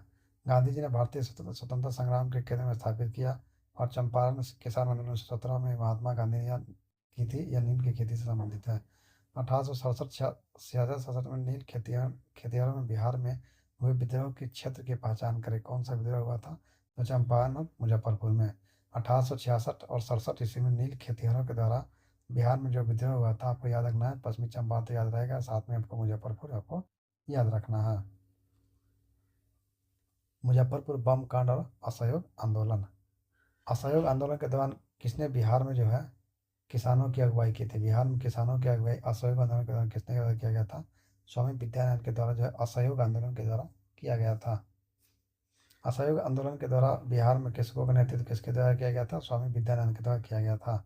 असहयोग आंदोलन के दौरान बिहार में किसानों का अगुवाई किसके द्वारा किया गया था? तो आपको स्वामी विद्यानंद के द्वारा किया गया था। असहयोग आंदोलन के दौरान बिहार में किसानों की अगुवाई करने नेता में स्वामी विद्यानंद, राहुल संस्कृत्यान, करियानंद शामिल थे। स्वामी विद्यानंद के किसानों के समर्थन में आंदोलन शुरू किया था। राहुल संस्कृत्यान 1920 ईस्वी में असहयोग आंदोलन में बिहार के छपरा जिले में सक्रिय थे। यानी छपरा जिले में कौन थे? राहुल संस्कृत्यायन। और असहयोग आंदोलन में नेता कौन थे? स्वामी विद्यानंद ने यहाँ के किसानों को संगठित किया गया। कार्यानंद शर्मा एक राष्ट्रवादी और किसान नेता थे और 1938 में प्रांतीय किसान सभा के सभापति भी चुने गए थे। यानी आपको राहुल संस्कृत्यायन का नाम याद रखना है। खुदीराम बोस ने किस स्थान पर किंग्स फोर्ट की हत्या कर दी थी? तो यह मुजफ्फरपुर में घटना हुआ था। खुदीराम बोस ने और प्रफुल्ल चाकी ने क्या किया था? 30 अगस्त 1908 ईस्वी को मुजफ्फरपुर में किंग्स फोर्ट की हत्या करने का प्रयास किया गया था। और यह गलती से किंग्स फोर्ट की बग्घी पर 2 ब्रिटिश महिलाएं जो बैठी थी और बिंगले कैनेडी नामक वकील की पत्नी और उसकी बेटी जो भारतीय सहानुभूति रखता था, उनकी मृत्यु हो गई। खुदीराम बोस को गिरफ्तार कर लिया गया और लेकिन प्रफुल्ल चाकी जो है आपको स्वयं सुसाइड कर लिए थे और खुदीराम बोस को ही फांसी की सजा सुनाई गई थी। तो आपको किस स्थान पर किंग्सफोर्ट की हत्या का प्रयास किया गया था? मुजफ्फरपुर में 2 व्यक्ति संबंधित थे, खुदीराम बोस और प्रफुल्ल चाकी। घटना हुआ 30 अप्रैल 1908 ईस्वी को। इन्होंने किंग्सफोर्ट की हत्या करने का प्रयास किया, लेकिन क्या किया? गलती से वह पिंगली कनेडी के वकील की पत्नी और बेटी उसमें शामिल थी। दोनों की मृत्यु हो गई। खुदीराम बोस गिरफ्तार कर लिए गए, प्रफुल्ल चाकी सुसाइड कर लिए थे। असहयोग आंदोलन के दौरान किसने पटना कॉलेज को छोड़ा जबकि उनकी परीक्षा केवल 20 दिन बचे थे? ये आपके जयप्रकाश नारायण जो है असहयोग आंदोलन से पूर्व जो है 20 दिन पहले ही अपना क्या कर दिए थे? वकालत छोड़ दिए थे, पटना कॉलेज को छोड़ दिए थे। असहयोग आंदोलन के दौरान जयप्रकाश नारायण ने पटना कॉलेज छोड़ा जबकि उनकी परीक्षा में केवल 20 ही दिन बचे थे।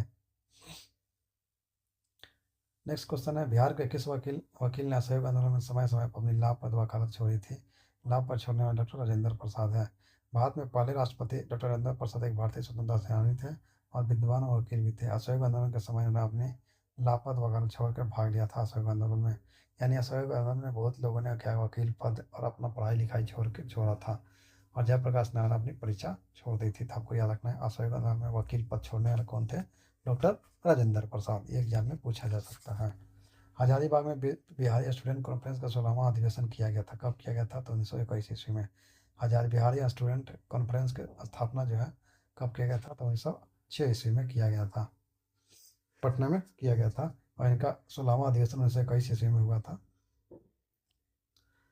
16वां अधिवेशन कहाँ हुआ था? तो यह आपका हजारीबाग में हुआ था।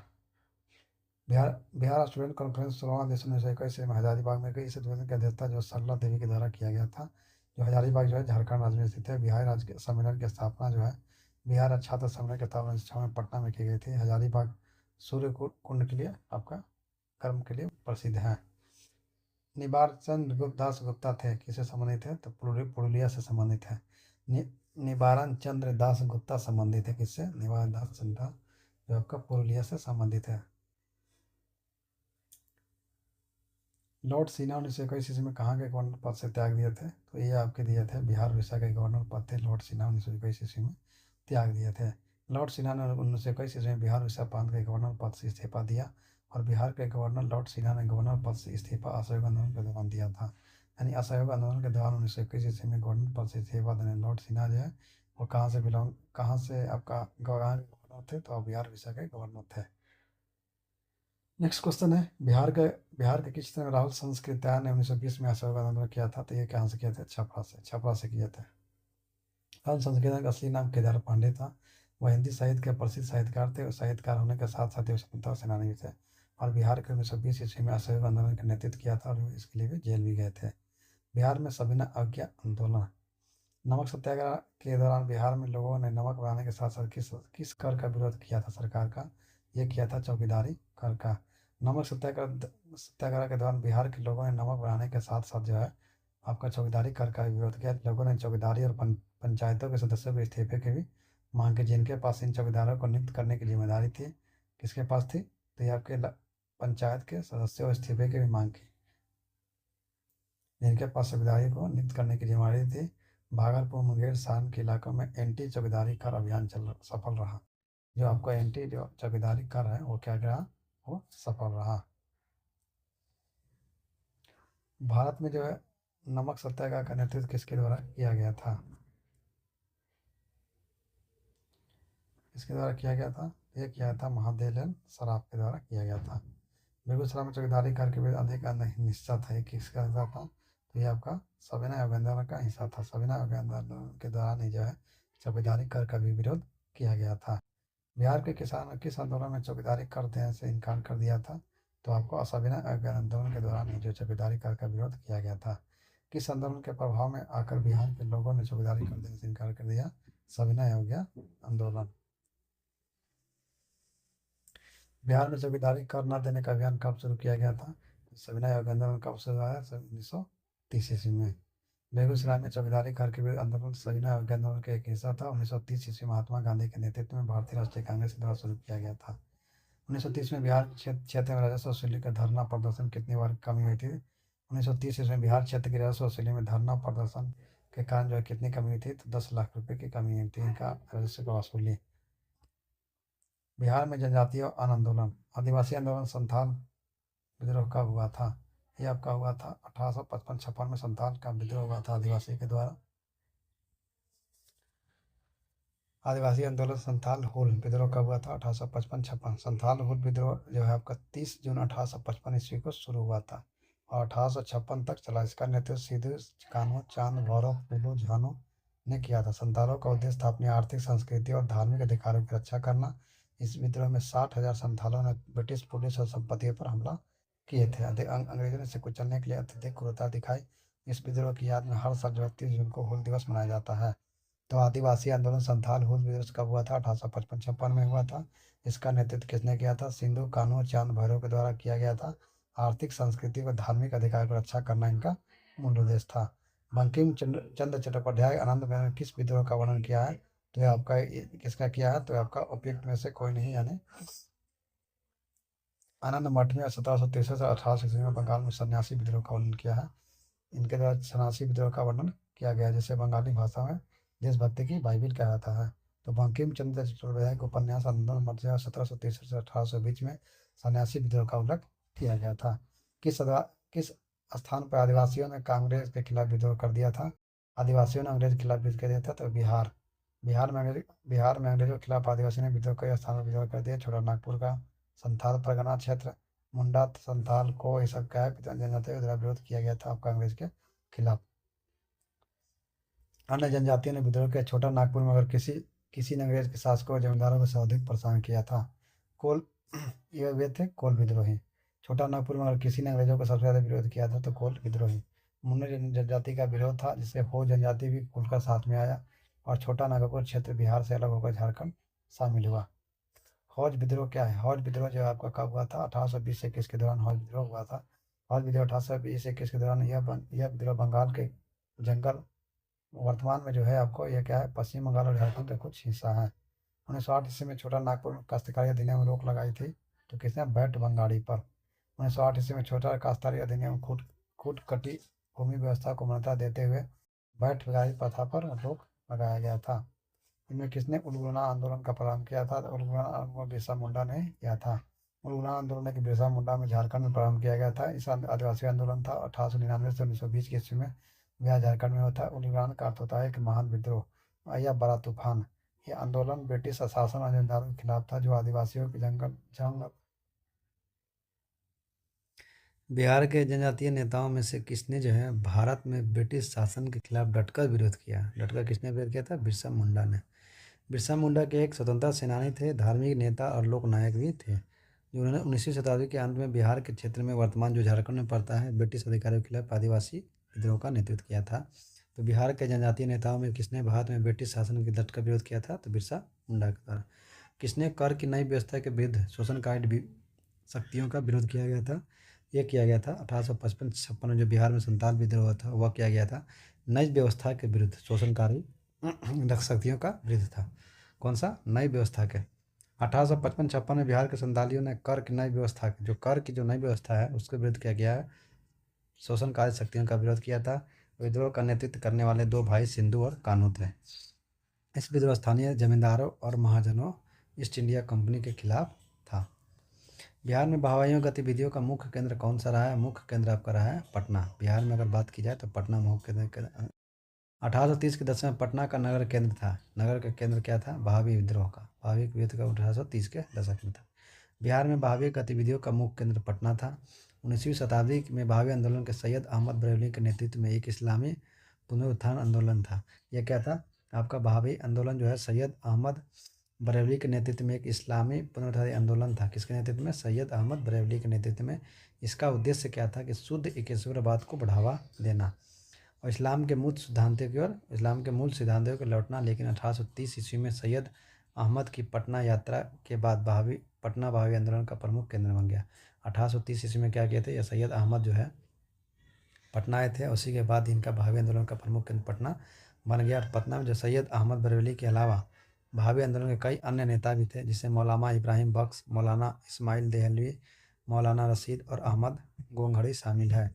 तो बहावी आंदोलन जो है प्रमुख केंद्र पटना बिहार में था। और आपका इसका आंदोलन जो है सैयद अहमद बरेलवी के नेतृत्व में किया गया था। 1830 में पटना है, तब से क्या हुआ, पटना प्रमुख केंद्र बन गया। 1831 में बुद्धो भगत के नेतृत्व में कोल विद्रोह का किस क्षेत्र में हुआ था, कोल विद्रोह किस क्षेत्र में हुआ था, तो शिवू किस में पड़ता है, तो वर्तमान में झारखंड राज्य में स्थित है। बिरसा मुंडा किसके पक्ष में थे, तो बिरसा मुंडा किसके पक्ष में थे, तो झारखंड के पक्ष में, यानी झारखंड से बिलोंग करते हैं। बिरसा मुंडा झारखंड के आदिवासी के लोगों के अधिकारों के लिए लड़े और 15 नवंबर 1875 ईस्वी को झारखंड के उलिहाती गांव में बिरसा मुंडा का क्या हुआ था, जन्म हुआ था। बिरसा मुंडा का जन्म 15 नवंबर 1875 ईस्वी को। और 15 नवंबर को इसलिए झारखंड का बिरसा मुंडा जयंती के रूप में मनाया जाता है। इनको धरती आबा यानी धरती आबा के नाम से जानते हैं। आदिवासी लोग इनको भगवान के रूप में पूजते हैं। किसको, बिरसा मुंडा को। धरती आबा कौन, बिरसा मुंडा। जन्म कब, 15 नवंबर 1875 ईस्वी को झारखंड के कुछ गाँव में, उलिहाती गाँव में। और बिरसा मुंडा जो है उनके जन्म के में ही झारखंड दिवस मनाया जाता है। झारखंड के बिरसा मुंडा की जयंती 15 नवंबर को झारखंड बिरसा दिवस मनाता है। और झारखंड के स्थापना दिवस के रूप में इनको मनाया जाता है 15 नवंबर। 1899 1920 में मुंडा क्रांति का नेतृत्व कौन किया था, 1899 1900 में मुंडा क्रांति का नेतृत्व बिरसा मुंडा के द्वारा किया गया। 1899 से 1920 मुंडा क्रांति, जिसका उलगुलान विद्रोह भी बोला जाता है, जिसका नेतृत्व बिरसा मुंडा के द्वारा किया गया, जो एक प्रमुख आदिवासी स्वतंत्रता सेनानी थे। बिहार में राष्ट्रीय आंदोलन, नेक्स्ट टॉपिक है। बिहार में होम रूल लीग के अध्यक्ष कौन थे, तो मौलाना मजरुल हक। बिहार में जो होम रूल लीग शुरुआत हुई थी उसकी अध्यक्षता जो है मौलाना मजरुल हक थे। बिहार में होम रूल की लीग की स्थापना 16 दिसंबर 1916 ईस्वी को हुई थी। इसकी अध्यक्षता मौलाना मजरुल हक और उपाध्यक्ष जो है सरफराज हुसैन खान थे। एनी बेसेंट ने भी इस आंदोलन में भाग लिया और पटना में उनका स्वागत किया गया था। बिहार यूथ लीग का गठन कब किया गया, तो बिहार लीग का गठन 1928 ईस्वी में किया गया। बिहार युथ लीग का गठन 1928 ईस्वी में। इसका गठन जो है प्रसिद्ध क्रांतिकारी स्वतंत्रता सेनानी प्रोफेसर ज्ञान साहू के आदेश पर किया गया था। तो आपको ध्यान रखना है कि बिहार युथ लीग का जो गठन है वो 1928 ईस्वी में हुआ था। वो कहाँ हुआ था, किसके कहने पर हुआ था, तो प्रोफेसर ज्ञान साहू के आदेश पे किया गया था। कहाँ किया गया था, मोतिहारी पूर्वी चंपारण में हुआ था। किस वर्ष जिला पदाधिकारी जैक्सन की हत्या कर दी गई, किस वर्ष जो है जिला पदाधिकारी जैक्सन की हत्या कर दी गई, तो 1909 ईस्वी में जैक्सन की हत्या कर दी गई थी। औरंगाबाद के 18 वर्षीय अनंत लक्ष्मण कान्हड़े कहाँ के थे, औरंगाबाद के। 21 दिसंबर 1919 को थिएटर में जैक्सन को गोली मारकर हत्या कर दी गई। जैक्सन क्या है, भारतीय सिविल सेवा में एक ब्रिटिश अधिकारी थे। तो जैक्सन की हत्या किसके द्वारा किया गया था, तो अनंत कान्हड़े के द्वारा। अनंत कान्हड़े कहाँ से बिलोंग करते हैं, तो औरंगाबाद से। और यह किस वर्ष में किए, तो 18 वर्ष के एज में। और कब किए, तो 1909 ईस्वी में। ये आपको क्या करना है, याद रखना है। बिहार में स्वदेशी आंदोलन के दौरान राखी बंधन दिवस कहाँ मनाया गया, ये कहाँ मनाया गया था, ये मनाया गया था आपका दरभंगा। कहाँ मनाया गया था, दरभंगा में। राखी बंधन दिवस स्वदेशी आंदोलन के दौरान जो है दरभंगा में मनाया गया था।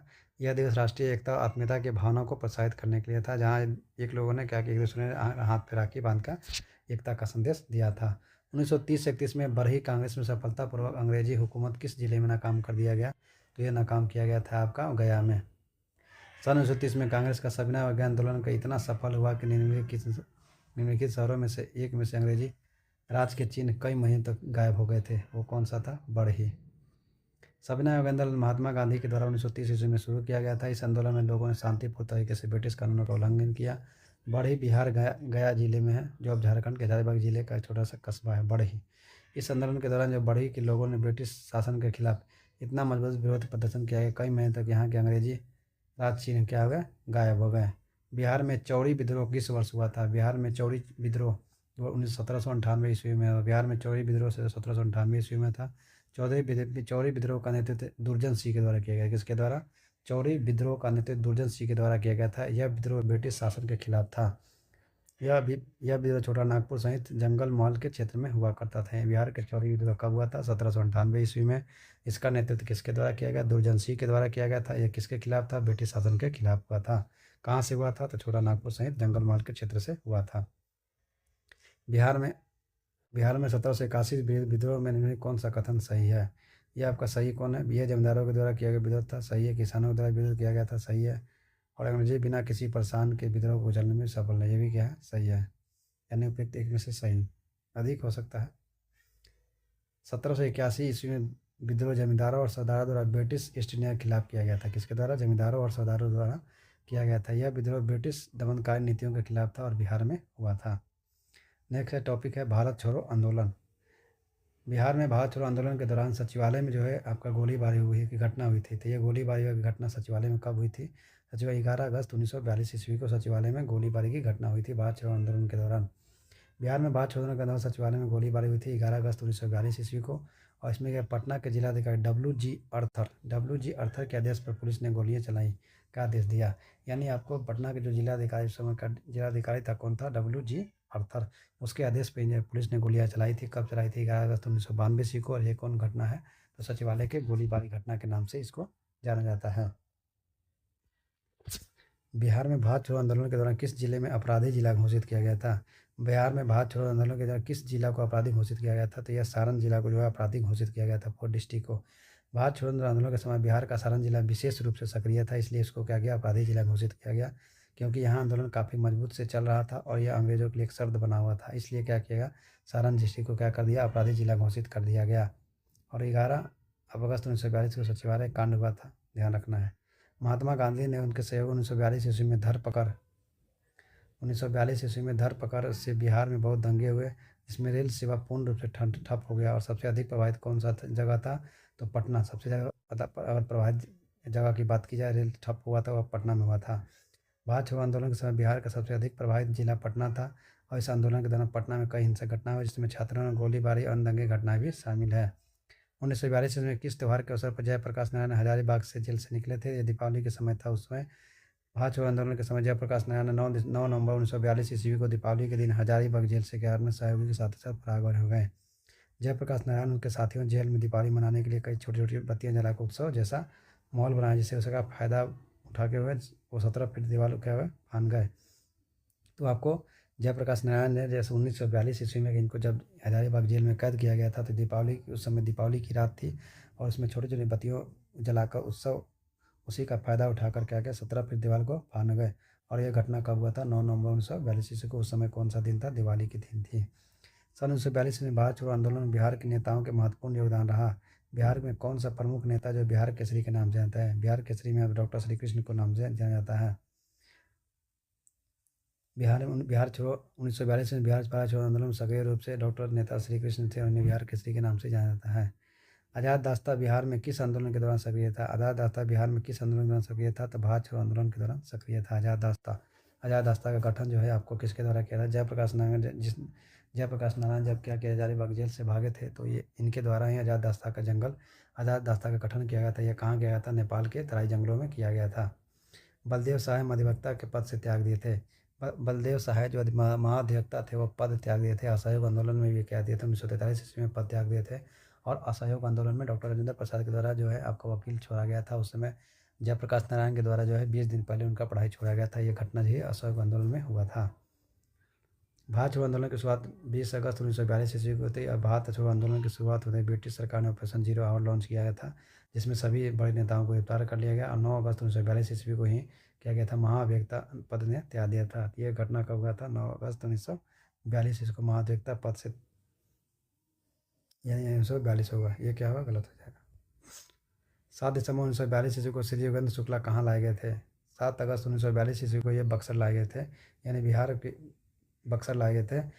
योगेंद्र शुक्ला 7 दिसंबर 1942 मुजफ्फरपुर में गिरफ्तार करके उनको बक्सर जेल में रखा गया। 3 साल तक उनको बेड़ियों में जकड़ा गया। 3 साल तक उनको बेड़ियों में जकड़ा गया। और वह स्वतंत्रता सेनानी और प्रसिद्ध क्रांतिकारी थे। कौन? योगेंद्र शुक्ला जो है उनको कैद किया, उनको गिरफ्तार किया गया था बक्सर में। उनको आपको मुजफ्फरपुर में और उनको लाया गया था मुझे बक्सर लाया गया था 7 दिसंबर 1942 ईस्वी को। रामचंद्र शर्मा किस गांव से बिलोंग करते हैं? रामचंद्र शर्मा किस गांव से बिलोंग करते हैं? ये अम्हारा से। अम्हारा जो है आपका बिहटा के समीप पड़ता है। ये अम्हारा गांव से बिलोंग करते हैं रामचंद्र शर्मा। जयप्रकाश नारायण ने किस आंदोलन में हिस्सा लिया था? जयप्रकाश नारायण ने भारत छोड़ो आंदोलन में हिस्सा लिया था। जयप्रकाश नारायण एक प्रसिद्ध स्वतंत्रता सेनानी, राजनीतिक और समाज सुधारक थे। 1942 में भारत छोड़ो आंदोलन में महत्वपूर्ण भूमिका निभाई। वह हजारीबाग जेल से नेपाल में भागने के बाद आज़ाद दास्ता का नेपाल में गठन किया। और 1970 दशक में इंदिरा गांधी के शासन के खिलाफ संपूर्ण क्रांति का आंदोलन भी नेतृत्व किया गया था जयप्रकाश नारायण। इसलिए जेपी आंदोलन में क्या कर रहा है? कुछ कुछ स्टेट जो है उसको पेंशन दे रही है। जेपी आंदोलन जो घटना 1970 में इंदिरा गांधी के द्वारा किया गया था। तो जयप्रकाश नारायण किस आंदोलन का हिस्सा लिया था? आज तो भारत छोड़ो आंदोलन 1942 ईस्वी में हजारीबाग जेल में इनको कैद किया गया था। और निकलने के बाद दीपावली की रात निकलने के बाद उसने आज़ाद दास्ता नामक एक नेपाल में क्या किया? गठन किया, पार्टी का गठन किया। नेक्स्ट 9 अगस्त 1942 को जिन दो नेताओं को हजारीबाग जेल से गिरफ्तार किया गया, जिन नेताओं हजारीबाग से गिरफ्तार किया गया था वो कौन थे? शिव कुमार और रामानंद। 9 अगस्त 1942 को जिन 2 नेताओं को हजारीबाग से गिरफ्तार किया गया था वो थे शिव कुमार और रामानंद। 9 अगस्त 1942 को भारत छोड़ो आंदोलन के दौरान 2 नेताओं को हजारीबाग से गिरफ्तार किया। वो 2 नेता थे शिव कुमार और रामानंद। गिरफ्तारी के बाद उन्हें पटना बांकीपुर जेल में रखा गया। भारत छोड़ो आंदोलन के दौरान जो है स्वतंत्रता संग्राम का एक महत्वपूर्ण आंदोलन था। इस आंदोलन का उद्देश्य था ब्रिटिश शासन को समाप्त करना। श्री जगत नारायण लाल की पत्नी का नाम क्या था? श्री जगत नारायण लाल की पत्नी का नाम श्री रामवती प्यारी थी। डॉक्टर राजेंद्र प्रसाद 9 अगस्त 1942 को गिरफ्तार करके कहाँ भेजे गए? डॉक्टर राजेंद्र प्रसाद को 9 अगस्त 1942 को गिरफ्तार करके इनको रखा गया था बांकीपुर जेल में। बांकीपुर जेल जो पटना में पड़ता है। और वर्ष 1942 ईस्वी में भारत छोड़ो आंदोलन के दौरान 9 अगस्त 1942 ईस्वी को डॉक्टर राजेंद्र प्रसाद को सदाकर आश्रम से गिरफ्तार करके कहाँ से लाया गया था? सदाकम आश्रम से गिरफ्तार किया गया था। 9 अगस्त को जो जीरो आवर ऑपरेशन ब्रिटिश के द्वारा चलाया गया था और बांकीपुर में इनको रखा गया। डॉक्टर राजेंद्र प्रसाद को संविधान सभा का अस्थायी अध्यक्ष के रूप में जाने जाते हैं। यह पहले राष्ट्रपति भी थे। भारत छोड़ो आंदोलन के दौरान उत्पन्न दंगे किस क्षेत्र में सबसे अधिक व्यापक है? तो ये आपका बिहार और बंगाल में सबसे अधिक। भारत छोड़ो आंदोलन जो हुआ था 1942 ईस्वी में, उसके दंगे जो है सबसे ज़्यादा बिहार और बंगाल में क्या थे? व्यापक थे।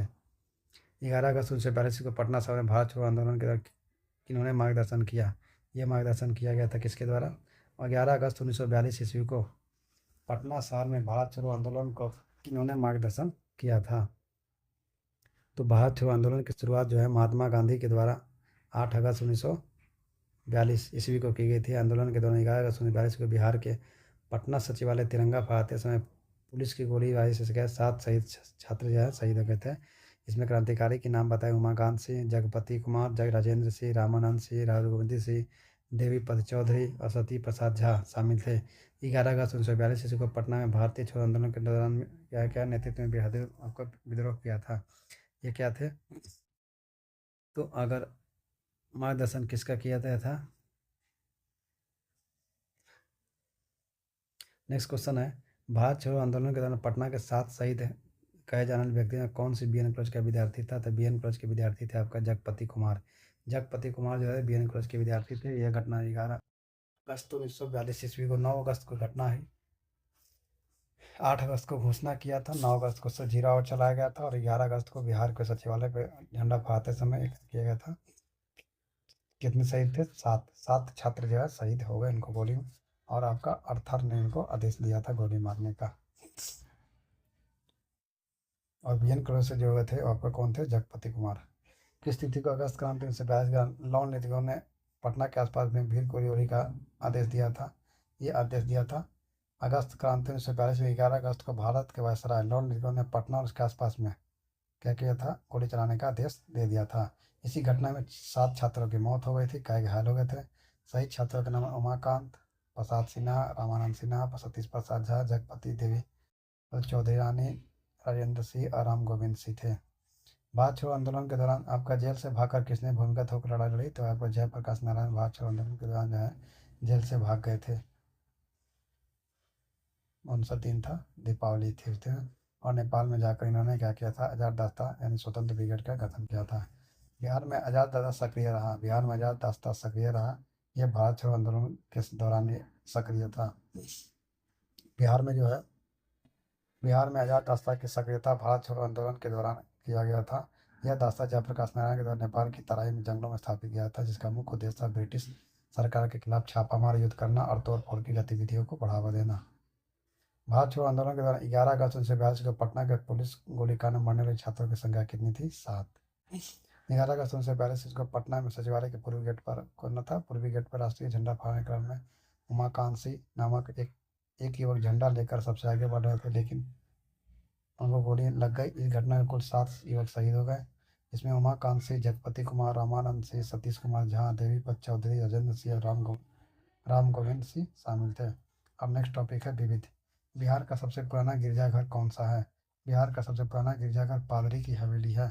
बिहार का सबसे पुराना गिरजाघर पादरी की हवेली है। वर्तमान स्वरूप में गिरजाघर 1772 में बनाया गया था, पटना में स्थित है। अपने ऐतिहासिक और धार्मिक महत्व के लिए प्रसिद्ध है। इसको पटना चर्च के नाम से भी जाना जाता है। 1940 में पटना महिला विश्वविद्यालय की स्थापना निम्नलिखित में से किस समाज के द्वारा की गई थी? यह किया गया था सिस्टर ऑफ एक्सप्लोटिक कॉमेल के द्वारा किया गया था। पटना महिला विश्वविद्यालय की स्थापना 1940 ईस्वी में की गई थी। इसकी स्थापना बिशप विजय सिल्वियन एसजे और एपोस्टोलिक कार्मेल की मदद से एम जोसेफिन एसी द्वारा की गई थी। 1875 ईस्वी में बिहार हेराल्ड आरंभ किया गया था। किसके द्वारा? बाबू गुरु प्रसाद सेन के द्वारा आरंभ किया गया था। नेक्स्ट क्वेश्चन है, द बिहार हेराल्ड नामक बिहार के पहले अंग्रेजी समाचार पत्र का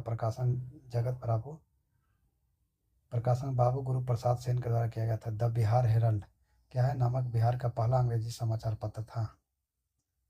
1875 ईस्वी में बिहार हेराल्ड ये क्या था? अंग्रेजी समाचार पहला बिहार का था, जिसके द्वारा आपका प्रकाशन जो है बाबू गुरु प्रसाद सेन के द्वारा किया गया था। और बिहार में पत्रकारिता की शुरुआत की बात की जाए तो 1872 ईस्वी में बिहार बंधु के साथ शुरू थी। अंग्रेजी में कौन सा पुस्तक था? The Bihar Herald. किसके द्वारा प्रकाशित किया गया? द बाबू गुरु प्रसाद सेन के द्वारा।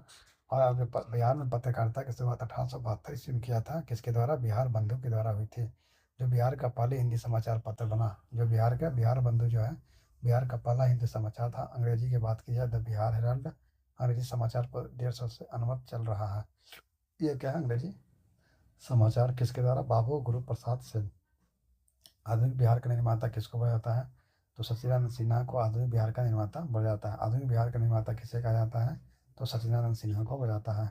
आधुनिक बिहार के निर्माता के तौर पर डॉक्टर सत्यनारायण सिन्हा को जाना जाता है। डॉक्टर सत्यनारायण सिन्हा आधुनिक बिहार के वास्तुकार माने जाते हैं। वे एक प्रसिद्ध वकील, पत्रकार, शिक्षाविद और भारतीय राष्ट्रीय कांग्रेस के सदस्य थे। उन्होंने बिहार और बंगाल को अलग करने में अहम भूमिका निभाई थी। कौन? सत्यनारायण सिन्हा। वे पटना विश्वविद्यालय के पहले कुलपति थे। अपनी पत्नी राधिका की याद में सिन्हा लाइब्रेरी की स्थापना किया था। बिहार में सर्च लाइट समाचार पत्र के संस्थापक कौन है? यह आपका मुरली मोहन प्रसाद। बिहार में जो सर्च लाइट समाचार पत्र के संपादक कौन है? मुरली मोहन प्रसाद। मुरली मोहन प्रसाद ने सर्च लाइट के प्रकाशन 1918 में एक द्वि साप्ताहिक समाचार पत्र के रूप में शुरू किया था। बिहार में जो सर्च लाइट समाचार पत्र के संपादक मुरली मोहन प्रसाद से 1918 में क्या है, द्विसाप्ताहिक यानी द्विसाप्ताहिक समाचार पत्र के रूप से किया। सर्च लाइट के पहले संपादक सैयद हैदर हुसैन थे और दूसरे महेश्वर प्रसाद। मुरली मनोहर प्रसाद सबसे लंबे समय तक संपादक रहे। यानी कि अगर बोला जाए कि सर्च लाइट के पत्र के संपादक कौन थे, और इनका ऑप्शन सैयद हैदर हुसैन दिया, तो पहले संपादक सैयद हैदर हुसैन थे, दूसरे महेश्वर प्रसाद, और उसके बाद मुरली मोहन प्रसाद लंबे समय तक रहे, और इनका आंसर हो जाएगा मुरली मोहन प्रसाद। भारतीय स्वतंत्रता संग्राम के दौरान मुरली मनोहर प्रसाद कई बार भी जेल गए। निम्नलिखित में किसे लोकनायक कहा जाता है? तो लोकनायक जयप्रकाश नारायण को लोकनायक कहा जाता है। जयप्रकाश नारायण जो लोकनायक के नाम से भी जाना जाता है। यह एक भारतीय स्वतंत्रता सेनानी, समाज सुधारक और राजनीतिक नेता थे। ये भारत छोड़ो आंदोलन के दौरान आज़ाद दस्ता का गठन किया था। जब ये हजारीबाग जेल से भाग के निकले थे तो आज़ाद दस्ता का गठन नेपाल में किया गया था। 1970 के दशक में इंदिरा गांधी की सरकार के खिलाफ इन्होंने विरोध किया। भारत के सर्वोदय नेता लोकनायक जयप्रकाश नारायण का जीवन काल क्या है? और भारत के सर्वोदय नेता लोकनायक जयप्रकाश नारायण जो है, इनका जो जीवन काल की बात करते हैं तो 1902 से 1979 तक रहा था। इनका जीवन काल 1902 से 1979 तक रहा था। 1942 में भारत छोड़ो आंदोलन में यह भूमिगत संगठन जो है आज़ाद दस्ता का गठन इनके द्वारा किया गया था। अंग्रेजी नीतियों के आलोचक कृति गरीब हिंदुस्तान, जिन्हें बिहार में 1930 ईस्वी में अंग्रेजों को प्रतिबंधित किया के लेखक कौन थे? ये लेखक थे मोहम्मद वाली हसन। अंग्रेजी नीतियों के आलोचक कृति गरीब हिंदुस्तान, जिसे बिहार में 1930 ईस्वी में अंग्रेजों ने प्रतिबंधित किया, वह लेखक के थे मोहम्मद वाली हसन। गरीब हिंदुस्तान नामक पुस्तक की रचना जो है मोहम्मद वली हसन के द्वारा किया गया था। यह पुस्तक जो है अंग्रेज की नीतियों का आलोचक था। बिहार में प्रकाशित प्रथम हिंदी दैनिक समाचार पत्र कौन था? तो सर्वहितैषी। अगर बिहार में बोला जाए तो सर्वहितैषी बिहार का पहला दैनिक समाचार था। यह पटना से प्रकाशित हुआ करता था। और बिहार बिंदु बिहार का पहला समाचार पत्रकार था। बिहार बिंदु जो है बिहार का पहला साप्ताहिक समाचार कौन था? बिहार बिंदु 1972 से प्रकाशित हुआ था। और पहला दैनिक समाचार कौन था? सर्वहितैषी। सिख तीर्थ स्थल तख्त श्री हरिमंदिर जी पटना साहिब में, जिसे दूसरे सबसे बड़े पवित्र तख्त माना जाता है, यह स्थित कहाँ है? तो यह आपका पटना में स्थित है। तख्त श्री हरिमंदिर जी पटना साहिब बिहार के पटना शहर में स्थित है। यह एक महत्वपूर्ण सिख तीर्थ स्थल है। यह सिखों के 5 तख्तों में से है। एक है गुरु गोविंद सिंह का जन्म यहीं हुआ था, और इसी गुरुद्वारे के नाम पर महाराजा रणजीत सिंह ने इनका करवाया था। बिहार दिवस कब मनाया जाता है? बिहार दिवस आपको 22 मार्च को मनाया जाता है। 22 मार्च 1912 ईस्वी को बिहार विशेष बंगाल प्रांत से अलग कर दिया गया था। बिहार का इतिहास। बिहार का आतंक मचाने वाला रणवीर सेना किस वर्ग का संबल था? ये आपका स्वर्ण वर्ग का संबल था। रणवीर सेना जो है बिहार का एक उच्च जातीय संगठन था, जिसकी स्थापना 1994 ईस्वी मध्य बिहार में बेलाउर में हुई थी। कहाँ हुई थी? मध्य बिहार के बेलाउर में हुई थी। यह संगठन मुख्य रूप से स्वर्ण जातियों के हितों की रक्षा करना का दावा करता था। रणवीर सेना का पहला बड़ा स्नान भोजपुर जिले में सरथुआ गांव में हुआ था। स्वतंत्रता पूर्व बिहार में निम्नलिखित में से एक वर्चस्वशाली जाति थी, कौन सा? तो वर्चस्वशाली जाति नहीं थी, तो यह आपका कुर्मी। जातिवाद पर आधारित आतंकवादी सेना के राजनीतिक निर्देशक कौन है? तो यह आपका बिहार। क्या जातिवाद पर आधारित आतंकवादी सेना की राजनीति थी? बिहार। जातिवाद पर आधारित आतंकवादी सेना से प्रभावित राज्य बिहार है, जिसमें रणवीर सेना, एमसीसी। बिहार के राजनीतिक नीति में जातिगत हिस्सेदारी को 22 वर्षों से चली आ रही है। गौ रक्षा के मुद्दे पर बिहार के शाहाबाद गया पटना जिला में एक भयानक हिंदू मुस्लिम दंगे हुए थे। यह हिंदू मुस्लिम दंगा जो है कब 1939 ईस्वी में हुआ था? गौ रक्षा के मुद्दे पर बिहार के किसमें? शाहाबाद गया और पटना जिले में भयानक हिंदू मुस्लिम दंगे हुए थे 1939 ईस्वी में।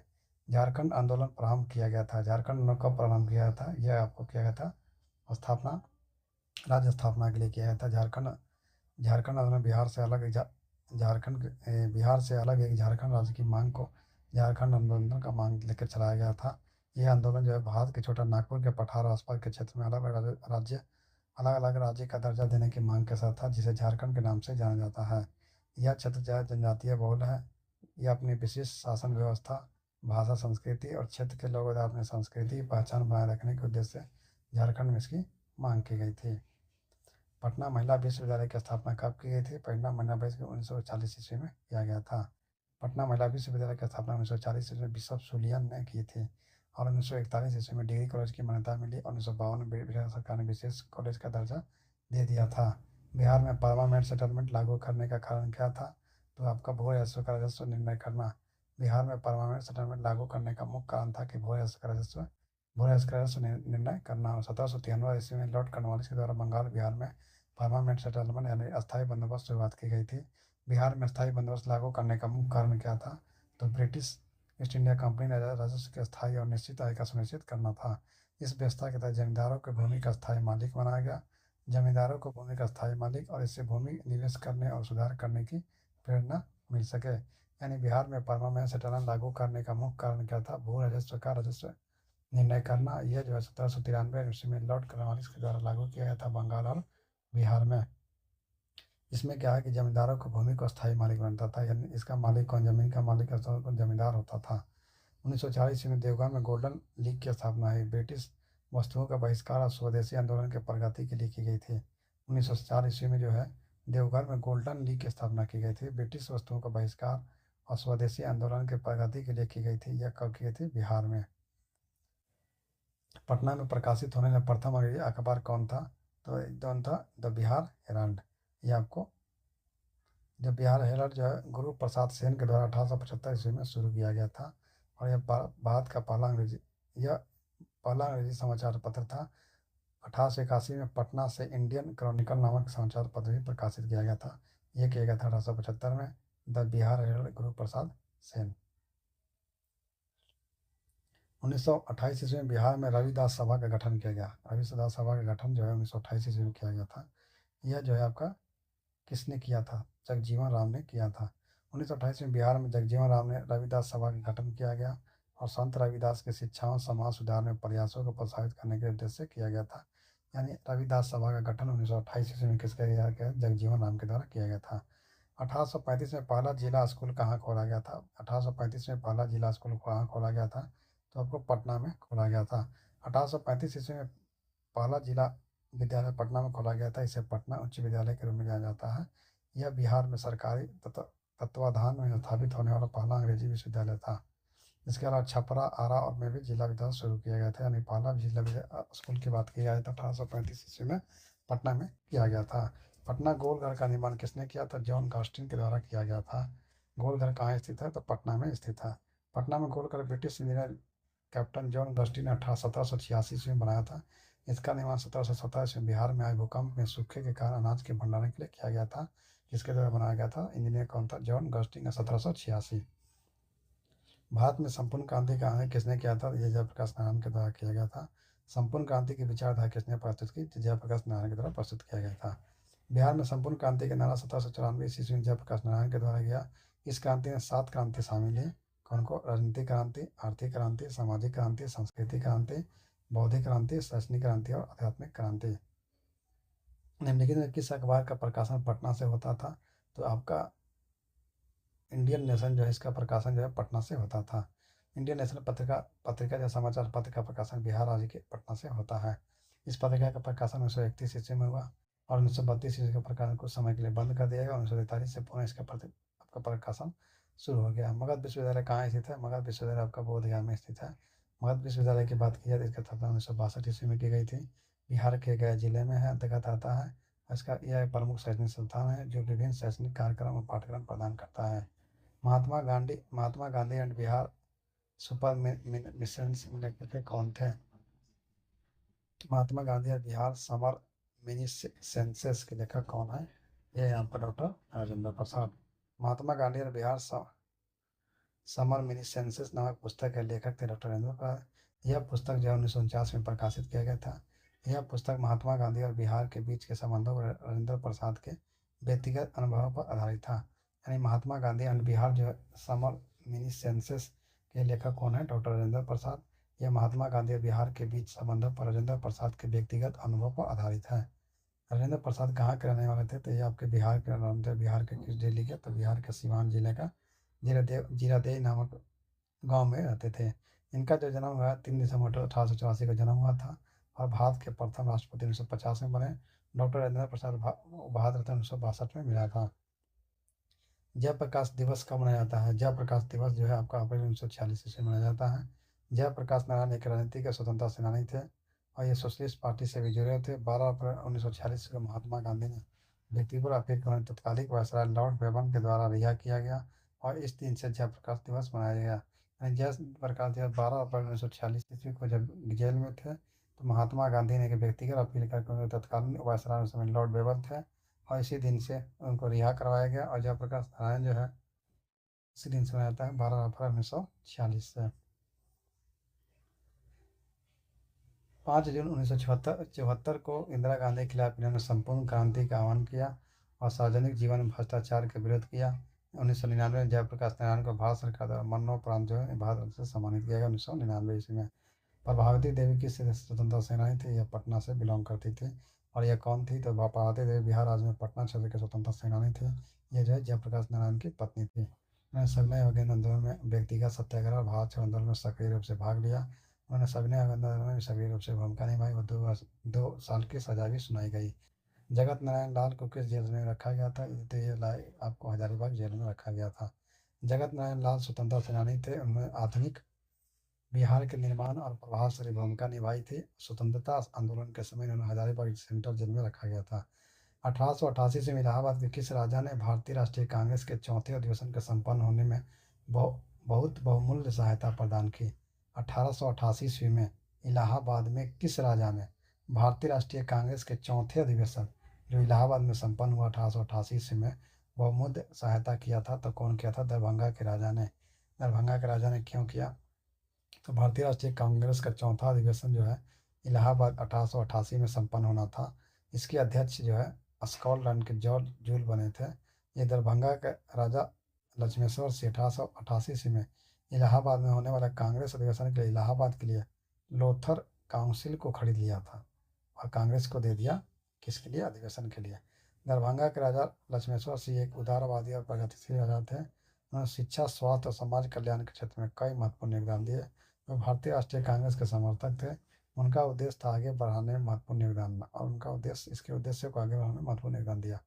अंग्रेजी शासन के दौरान बिहार के अनेक भागों में गायों की रक्षा हेतु गौ सभा की स्थापना कब की गई थी? तो 1882 ईस्वी में की गई थी। और किसके द्वारा की? 1882 में दयानंद सरस्वती गौ सभा की स्थापना की गई थी। जिसका उद्देश्य क्या था? गौ रक्षा आंदोलन की शुरुआत करना, जिसका उद्देश्य था गायों की रक्षा करना और हिंदुओं को एकजुट करना। दयानंद सरस्वती 1882 ईस्वी में किया गया था।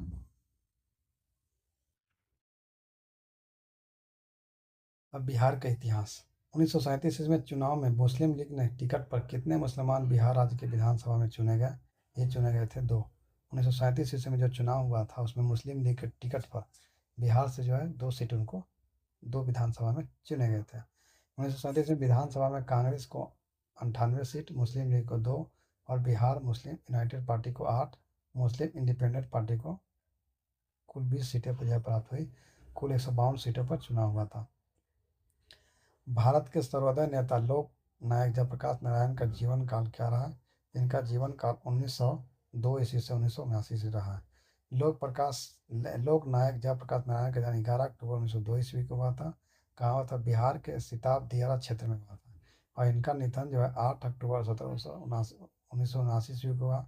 वे भारतीय स्वतंत्रता संग्राम के महान नेता, समाज सुधारक और राजनीति के सर्वोदय समाजवादी विचारधारा के प्रणेता थे। जयप्रकाश नारायण ने भारतीय राजनीति में अपने समर्पण, संघर्ष और सामाजिक सुधार के लिए महत्वपूर्ण भूमिका निभाई। यानी आपका लोक नायक जयप्रकाश का जो जीवन काल 1902 ईस्वी में जन्म हुआ था, 1979 ईस्वी में उनकी मृत्यु हो गई। इनका बिहार के सिताब देरा गांव में हुआ था। श्री कृष्ण सिंह द्वारा गठित बिहार की निर्वाचित सरकार ने फरवरी 1938 ईस्वी में किस कारण से इस्तीफा दे दिया था?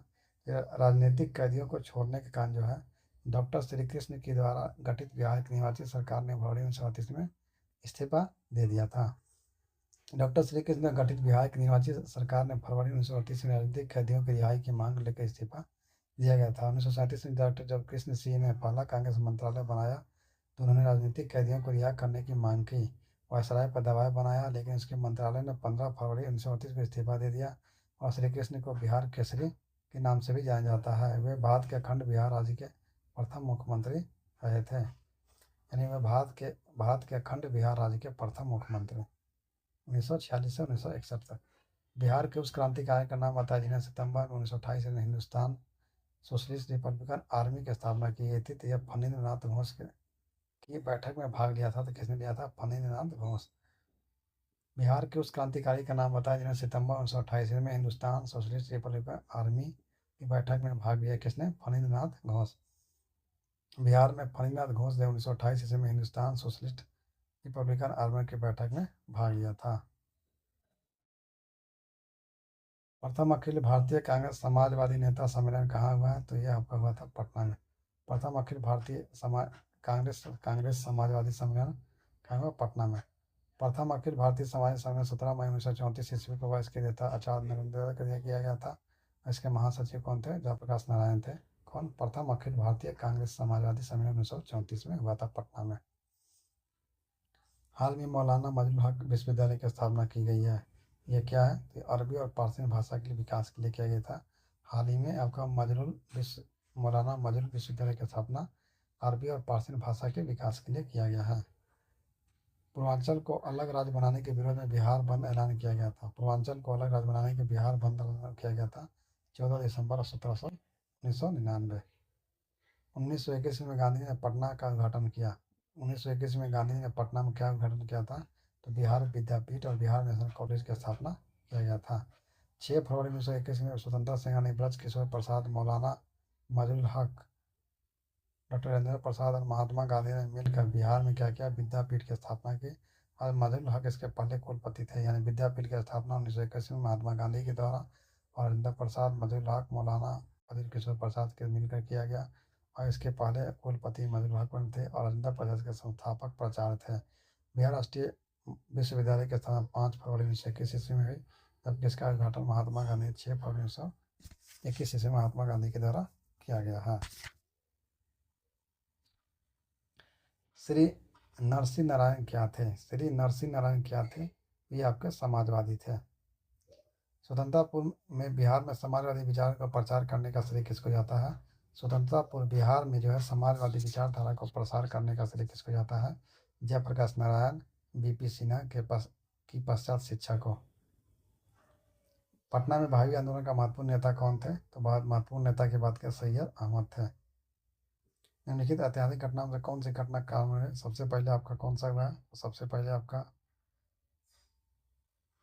गांधी विनय समझौता 1931 ईस्वी में, क्रिप्स 1942, होम रूल 1916, खिलाफत आंदोलन 1919 ईस्वी, खिलाफत आंदोलन 1919 ईस्वी, गांधी विनय समझौता 1931 ईस्वी, क्रिप्स 1942 ईस्वी। इस तरह से पटना लॉन का गांधी मैदान के रूप में नामकरण कब किया गया? पटना लॉन नाम था पहले, उसका गांधी मैदान के रूप में नामकरण जो है कब किया गया? पटना गांधी की हत्या के बाद 1948 में उसके नामकरण स्वर्ण सम्मान का स्वरूप पटना का लॉन का नाम बदलकर गांधी का कर दिया गया। कब किया गया? 1948 में, जब उनका मृत्यु हो गया था तो हत्या के बाद। रणवीर सेना का प्रमुख जो हाल में गिरफ्तार हुआ उसका नाम क्या था? हाल में गिरफ्तार हुआ उसका नाम था परमेश्वर सिंह। रणवीर सेना का भारत के बिहार राज्य के प्रसिद्ध नेता समूह का गठन भूमिदार जमींदार 1993 में किया था। 2002 में इसी सेना का प्रमुख परमेश्वर सिंह गिरफ्तार किया गया और ये 12 को इनके अज्ञात बंदूकधारी में उनकी हत्या कर दी गई थी परमेश्वर सिंह को। बिहार के प्रमुख समाचार पत्र बिहार केसरी के संपादक कौन थे? बाबू महेश्वर प्रसाद। बिहार के प्रमुख समाचार पत्र बिहार के संपादक बाबू महेश्वर प्रसाद थे। इन्होंने पत्रकारिता के माध्यम से समाज सुधार और राष्ट्रवादी विचारधारा का प्रचार किया। इसकी नेतृत्व क्षमता बिहार की जनता को एक अत्यधिक प्रतिष्ठा लाई। इस तरह से आपका बिहार का इस चैप्टर समाप्त होता है। नेक्स्ट वीडियो में आपको बिहार की राजनीतिक एवं प्रशासन व्यवस्था के बारे में पढ़ेंगे। तब तक आज के लिए इतना ही। जय हिंद, जय भारत।